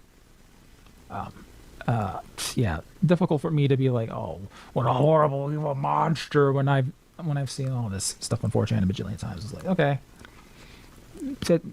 it's pretty. It sounds pretty honestly typical to me, but that's fine.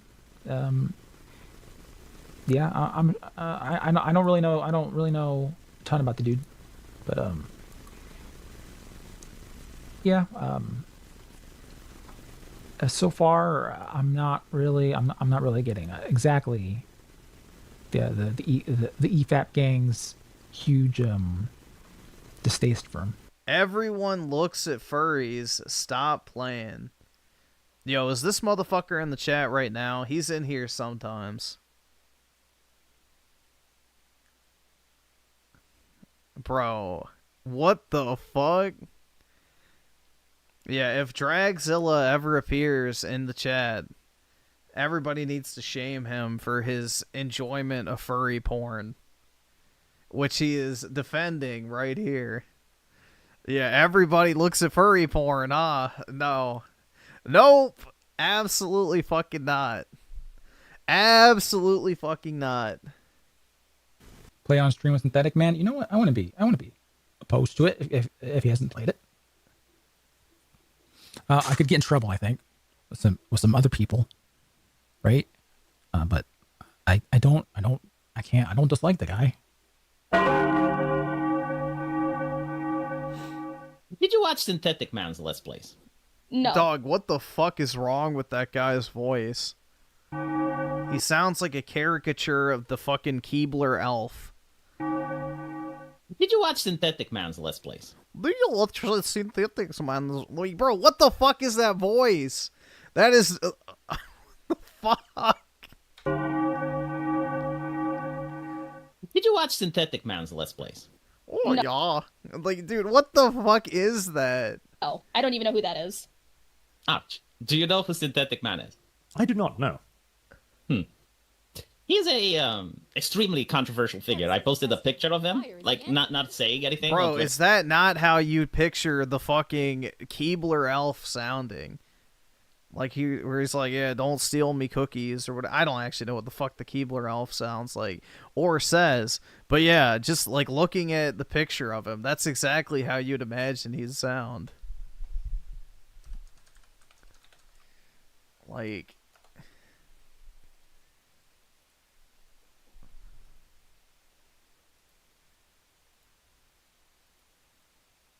oh, that's like tiny as fuck. Hold on. There we go.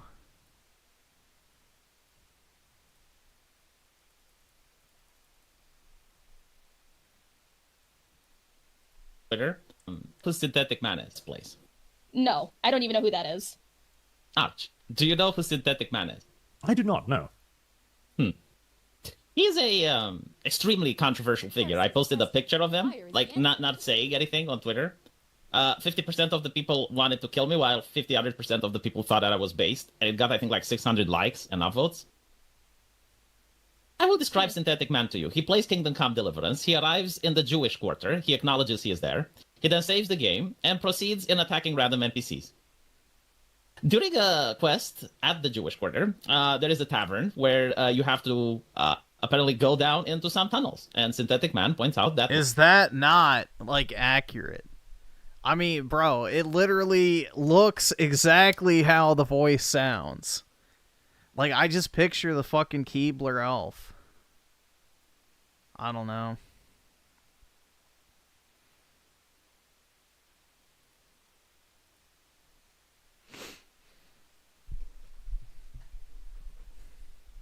The biggest crime of this video is not including DSP in the list. Does DSP actually know who he is? Well, this game represents the strong New York City-like Jewish culture, where they're actually engaging in a conspiracy. There are actual tunnels underneath the tavern.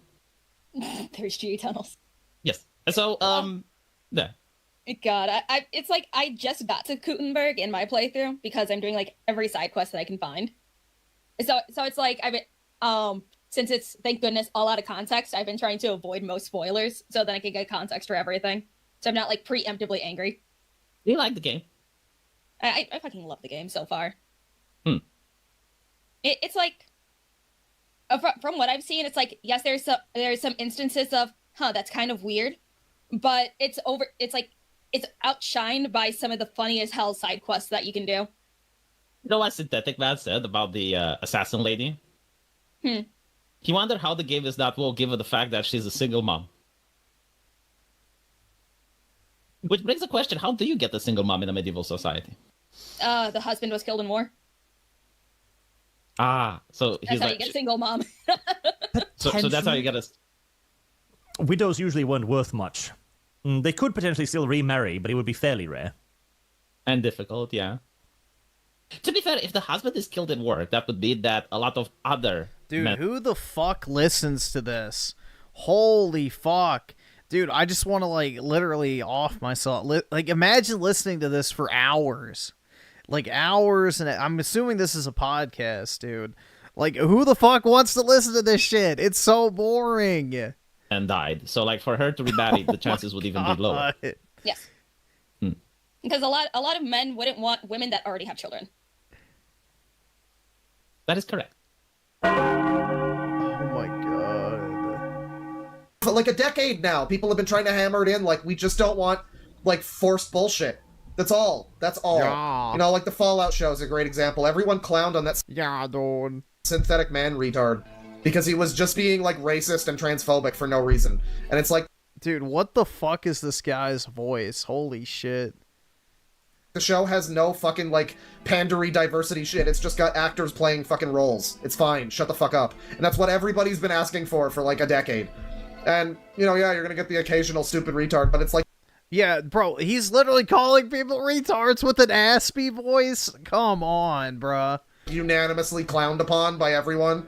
Well, by most people. I get what you're saying. There's a lot of politics involved in a lot of things, and you can look at something. It's stupid for people to look like Synthetic Man looked at Fallout and acted like capitalism was never a theme.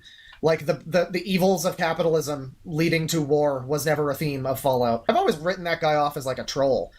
Like, he's always just been kind of Didn't the creator of Fallout come out and say that it was not about capitalism? I don't fucking remember, because I don't really give a shit about Fallout. But yeah, this dude has like a literal fucking aspy voice, and he's calling other people retards. Is pretty ironic. Like, it seems like just kind of a, you know, he's a culture war troll looking for attention.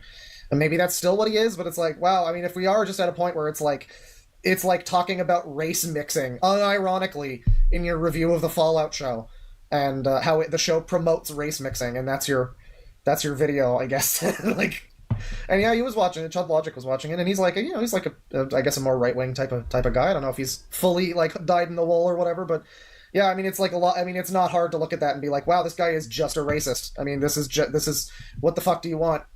Like, he just goes off for a while about how, they're trying to make us woke. They put a trans in the show, and it's like a person who a lot of people just thought was like a tomboy. Like, it's just a person who never. I think they're called like them at one point. You know, like if that's woke. There's not like a whole plot line about them coming to terms with their transition in the fucking post-apocalyptic. Yeah, yet. The post-apocalyptic. This is like all these fucking dipshits that were like, bro, The Mandalorian is so good. Disney's gonna kick ass with Star Wars, dude. And then just give it enough time and it'll go to shit. The same thing goes for the Fallout show. The fucking seeds have already been sown. You know, what blossoms out of that fucking shit heap is only a matter of fucking time to disappoint. Apocalypse or something, you know? Well, this is the thing with the God of War thing. Is God of War Ragnarok, I've heard mixed things about. Some people have said that they praised it. It's bad. In fact, I'm pretty sure that some of the EFAP guys were critical of that Synthetic Man person, because I think Synthetic Man put out a video criticising the woke trash of it or something like that, and I think the EFAP guys were like, okay, you've got this one a bit wrong. But then it turns out that this organisation had worked on God of War Ragnarok. I'll tell you who I would say is more deserving of, like, this credit, if anyone is, okay, would be that Synthetic Man guy. Because, I mean, look, I've not played God of Ragnarok, okay? But if you want to make the argument of, oh, well, now Sweet Baby Inc.'s involvement has been revealed, then we can post hoc rationalise the takes as being associated with that, right? When Sweet Baby Inc. apparently didn't even work on Starfield. But do you know what game they did work on? God of War Ragnarok. Do you know I made a video shitting on God of War Ragnarok for, I presume, the woke shit, I've not watched it, right? Is fucking that Synthetic Man guy, and he got torn to shreds by other people from within that kind of community. Is he not the person? Is he not the person that should be entitled to, like, well, actually, you were right about this because of Sweet Baby Inc.? That's the logic that you're using. That Sweet Baby Inc.'s involvement for a game that wasn't even involved with is apparently post-hoc changing that take, but not for the Synthetic Man. Like, Synthetic Man is the person more than... No, I'm not even saying I agree with this, because I think you should interpret it based on the game and everything like that. It shouldn't just be that one thing that you focus on. But Synthetic Man has got a much better claim to being able to say, well, I called this out because I spoke about this game and pointed out the woke shit, and you thought it was good, but I was right, Sweet Baby Inc. was involved. Well, there's someone who did criticise a game that was associated with Sweet Baby Inc., but now you guys are telling me... All right. I take back what I've said about all British YouTubers. This is one of the very few that I've heard who's actually not retarded. So, credit to this guy. I don't remember what his channel name was. I didn't read. Chud Logic. I've never heard of him before. But I take back what I've said about all British YouTubers. It's now only most. Because these are not, you know, bad takes. This is like the only non-cucked British YouTuber I've heard from in a very long time. Usually British YouTubers are like the most insufferably woke channels. No, he was a retard. Synthetic Man was just a retard. He didn't know what he was talking about. What, is that because Mauler is the one that criticised him, and you like Mauler? Are your biases perhaps coming into play a little bit here? When Synthetic Man has got a way better stake to be smug about this because he called out a game that Sweet Baby Inc. was involved in. Now, I'm not saying that I agree with his criticisms, but I'm saying that he's got a far better claim to having called this because he made those criticisms before the Sweet Baby Inc. stuff came out. And that's what you're using as the criteria to say, well, that game's bad because of Sweet Baby Inc. This rant does remind me of how Synthetic Man complained about wokeness in Baldur's Gate 3 or Tears of the Kingdom. The difference is, right, Synthetic Man is a fucking weirdo who, like, doesn't know what the hell he's... Let's see. See her with the 2, Griffin, but did you call Grums out? I've never liked Grums. We watched his video about, whatever the fuck it was. I don't remember the name of his shitty game that flopped because he spent money on the bus. But yeah... We've literally talked about what a retard Grums is multiple times. I don't like him, personally. Z-Herb with the 1. Appreciate it, man. He's talking about. What are your thoughts on SJW in anti-woke disguise YouTuber Synthetic Man? You're wrong! Synthetic Man is a fucking weirdo. Holy shit. No, please.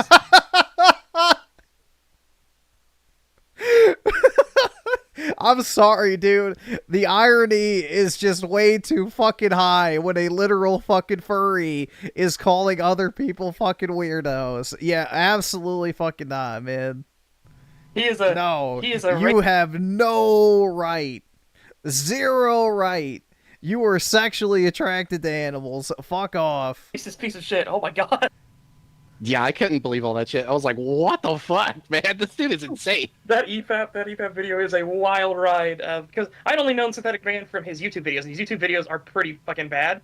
I had no idea the pus if you go to his Twitch and you compare and contrast, and you realize his YouTube videos are a persona he puts on, and that the way he actually feels is that he's a disgusting slob of a human being. It's like, oh my god.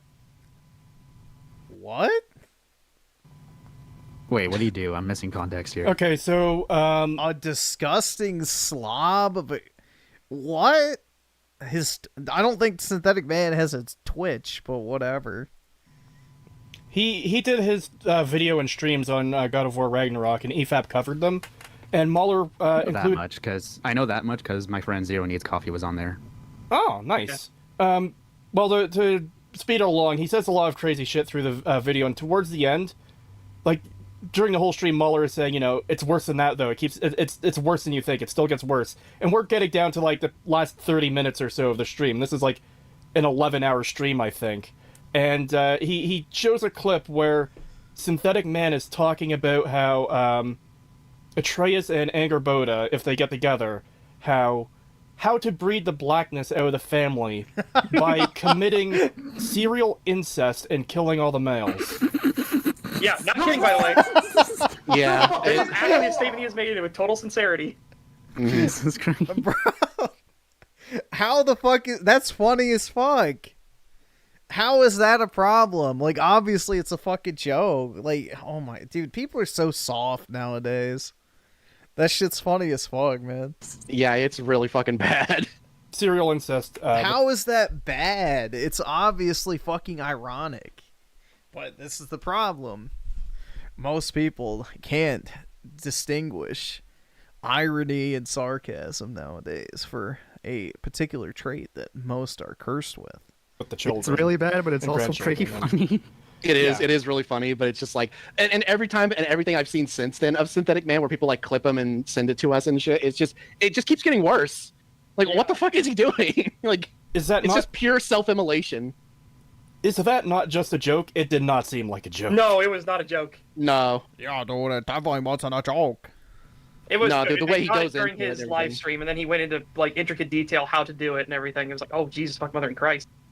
Yeah, and he directly. Yeah, I can literally detail how I would murder somebody, but it doesn't mean I'm actually gonna fucking do it. Oh my god, bro. With all the rest of his statements, highly recommend watching that EFAP episode. Yeah. Trust me, you will realize that was not a joke at all. Way better than what he does. Synthetic Man unbreaded. Synthetic Man unbreaded. Oh god, yeah, he would. I could see him making a fucking manifesto. Holy shit. Oh yeah, for sure. God, I saw his clip about like where he was playing the new Dead Space reboot, and he saw the bathroom thing, and you know, like everyone else is just kind of is like, you know, it's like, yeah, that's shit. Don't do that. That's stupid. But he was just like, yeah, this is why, you know, society is failing, and that's why this game is shit and everything, and you shouldn't buy it and all this stuff. And it's like, okay, now hold on. Hold on, you're taking it a bit far, my guy. But like, he had this like real controversial truth of the two Griffin's biggest fan is on the left. Oh, great. Woohoo. whole fucking rant about it and everything, where it's like the worst thing ever. It's like even when he has a point, he has to take it too far and play it up like a clown. It's just weird. Because the thing I've watched Mandalore Gaming's video on it, because I like Mandalore Gaming a lot. I had seen Mandalore Gaming's video on the remake, and I was like, Jesus Christ, yeah, there are a lot of changes in the Dead Space remake that are really, really bad. I would focus on those for sure. Didn't Synthetic Man call the Critical Drinker and SJW progressive? Did he? He did. I think he did, yeah. Yeah. What the fuck? Yeah, that's what I mean. Is like he's so far, like, in that direction that like, it's just clown logic at that point. Like the way that like there's no nuance for him about anything. Oh God. Mutt Post super chatted $5. Synthetic Man made a great point in his Starfield video. Discrimination in Skyrim was good because it's something that everyone can relate to. Yeah, I didn't watch all of it because it's 1 hour and 30 minutes long, but I think a lot of what he said actually made sense to me. I thought it was a really well put together video, and there was some stuff that he was At least he finally changed his shirt. talking about with some of the missions, like you don't really have choice, and he was showing that, not just saying like you don't have choice. He was showing like no matter what you do, it's just like, well, this is, you know, it's just the cookie cutter way. So yeah, I thought it was a great video. So look, I'm not down with Synthetic Man and whatever he must believe, and I don't agree with everything. The same way that I watch a movie and don't need to agree with all the fucking bullshit that the people who made that movie are all about. To have money, they had to do some shit. They had to step on some backs. We ain't supposed to agree with everybody, nigga. But it doesn't make something that is objectively entertaining any less entertaining. It doesn't make art any less art. There's a nigga that killed some people and took the blood and smeared it on a canvas and made something that is appealing, that objectively on its own is art. Moving on. Synthetic Man, thank you for the follow over there on Twitch, Matt. Synthetic Man posted this up. You know, he said, let me just read the highlighted part to you. He said, I made this channel because I thought most video game critics are shills, including fellow YouTubers. My nigga, if you disagree with me, make a channel right now. You don't need to make a channel. You can get on Twitter and just run your mouth. People can't help themselves. You see this Asmongold shit going on right now? People cannot help themselves. If they think it'll get likes from other people, they will do something that would instantly probably end their life. They would be holding up books and having their girlfriend fire a gun at them. You know what I'm saying? And it's something that's happened on YouTube a bunch of times. What did I just say? A bunch, nigga. You've heard about probably 2 of them. But this shit happened regular. People dying on that challenge bullshit. Happens on TikTok too, baby. Happens on Facebook Live too, baby. And if you get anywhere interesting on the internet, you've definitely seen it. And that's the kind of audience I'm cultivating anyway. You're the informed, not the uninformed. You're the people aware of what they're trying to hide all the time. I know that you leave comments on my motherfucking videos and they probably instantly go away and you know exactly what the fuck the time it is. You know what I'm saying? So look, I think we're reaching a point now where it's not even like, it's not even something that we would consider on the side of a culture war. It's us running out of motherfucking patience. This shit better stop, or the answer will be more than what they're looking for. We won't need to touch people. Remember, I constantly got to remind people that my Dude, I can't pay attention to him. words are just words. And they can't hurt. I can't pay attention to him. You nigga. What are they, sticks? What are they, stones? That's how hard you acting like the word's hurting you, bitch. So, I want to let you know, it'll take nothing for some of the people that have risen, that have stirred in the time since this Power World shit has gone down. You want to know the numbers of the people making the Power World more and more of a success? Those are the people that have woken up. They don't care about Power World, nigga. Neither do I. You know what I'm saying? But we buy Hogwarts Legacy 2 in an instant. Why? Because you won't shut up. You're marketing this thing. You should be selling your services as an anti-fucking, you know, you're the Bud Light here. Okay, whatever. Ooh, the almighty lolly. Oh, God. That's on Synthetic Man. I don't like that he just pukes out V talking points. Like, I think Synthetic Man is like a fucking, like, VTard, where, like, all he does is just puke out board talking points and goes with whatever the board says, without really much thought. But the way EFAP handled him and the God of War Ragnarok thing was just all around kind of shitty. Where it's like, I think he's a Spurg, but there's a better way of calling him a Spurg. He's not that bad, no. Synthetic Man is just a V guy. He's nowhere near what I'm talking about. No. He is just a guy that plays into the contrarian hate pill thing because it's an audience. It gives him money. See Synthetic Man's dog shit take on the Fallout show. I don't pay attention to Synthetic Man because I know I just don't agree with like anything he says. Literally, all I need to know is he pulled out interracial marriage statistics, and it's like, it's a fucking fictional show. Who cares? Fictional show in an alternate timeline where Adam Punk was the norm. What about this is adhering to reality? Yeah. It's like the American Krogan shit where he made the mod to remove all the black people because, like, well, historically they wouldn't have been in the area. It's like, who the fuck cares? Think so themselves from JDA, however, they're saying they're listening to Synthetic Man regards to the game and unsubbing from UEG and as for defending the game. Yeah, it's gonna be one of those. I said for a while there was a schism building. Like, there's gonna be a schism, and people are gonna blow up because you have the separation between the people that are like, dude, I don't care if a black guy's in a game and the other guy that goes full TND. I would be fine if people treated YouTubers like they're businessmen, but they don't. They treat them like they're their close friends that would never betray them or something. Despite YouTubers betraying their audience, every week. Yeah, I'm gonna betray all of y'all.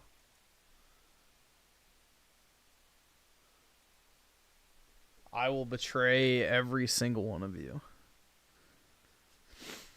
I'm actually a Looney Troon, ultra-left, shitlib who has been taking every single super chat and donating it to transing kids and Planned Parenthood. Exposed.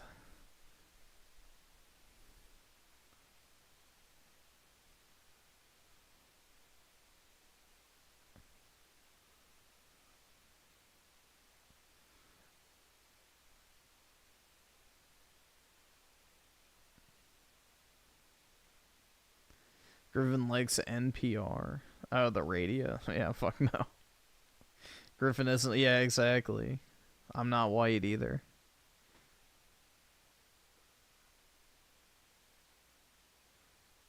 I am a star.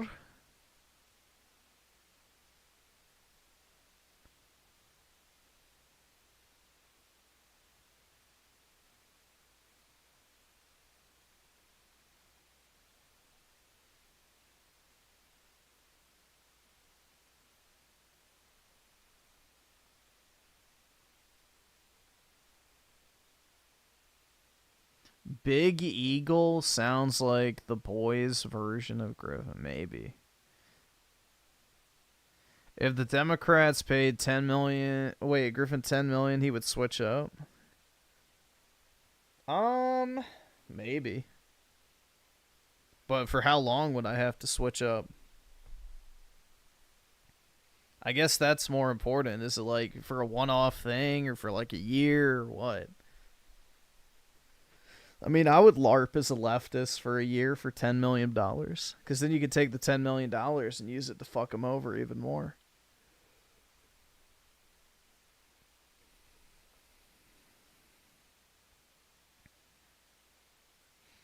See here with the 5, it's fictional. Why do you care? The left while complaining about whitewashing fictional media, exactly. Or unrealistic body standards, or racism. Yeah, they're so full of shit, dude. Leftists and shit libs love the fucking rules for thee, not for me mentality. They're so full of shit.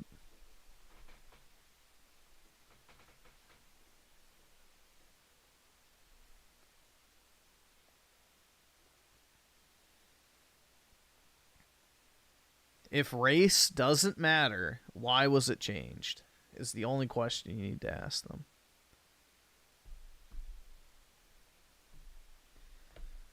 I like how Fred is trying to clown on anti-woke people. Yeah, it's because that community completely rejected him. He tried to grift it and, you know, hop on the Sweet Baby Inc. train, blah, blah, blah, you know, thinking he could, I guess, get some easy views talking about that type of shit, and nobody fucking wanted to listen to him because they saw through the fucking shit. Like, literally just sitting there, you know, with no real conviction or anything, just blatantly grifting. So, probably upset that it didn't catch on.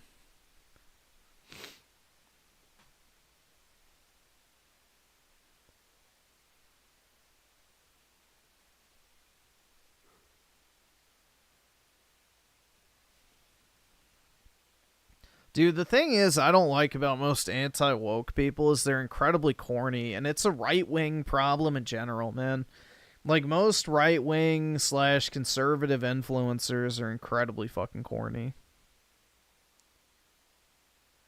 They're just very, very corny.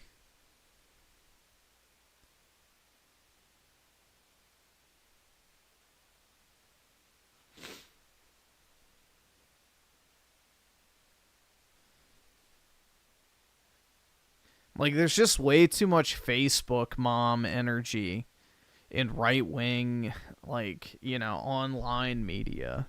Like, everything feels like a shitty fucking Facebook meme or whatever that a 40-year-old woman would share.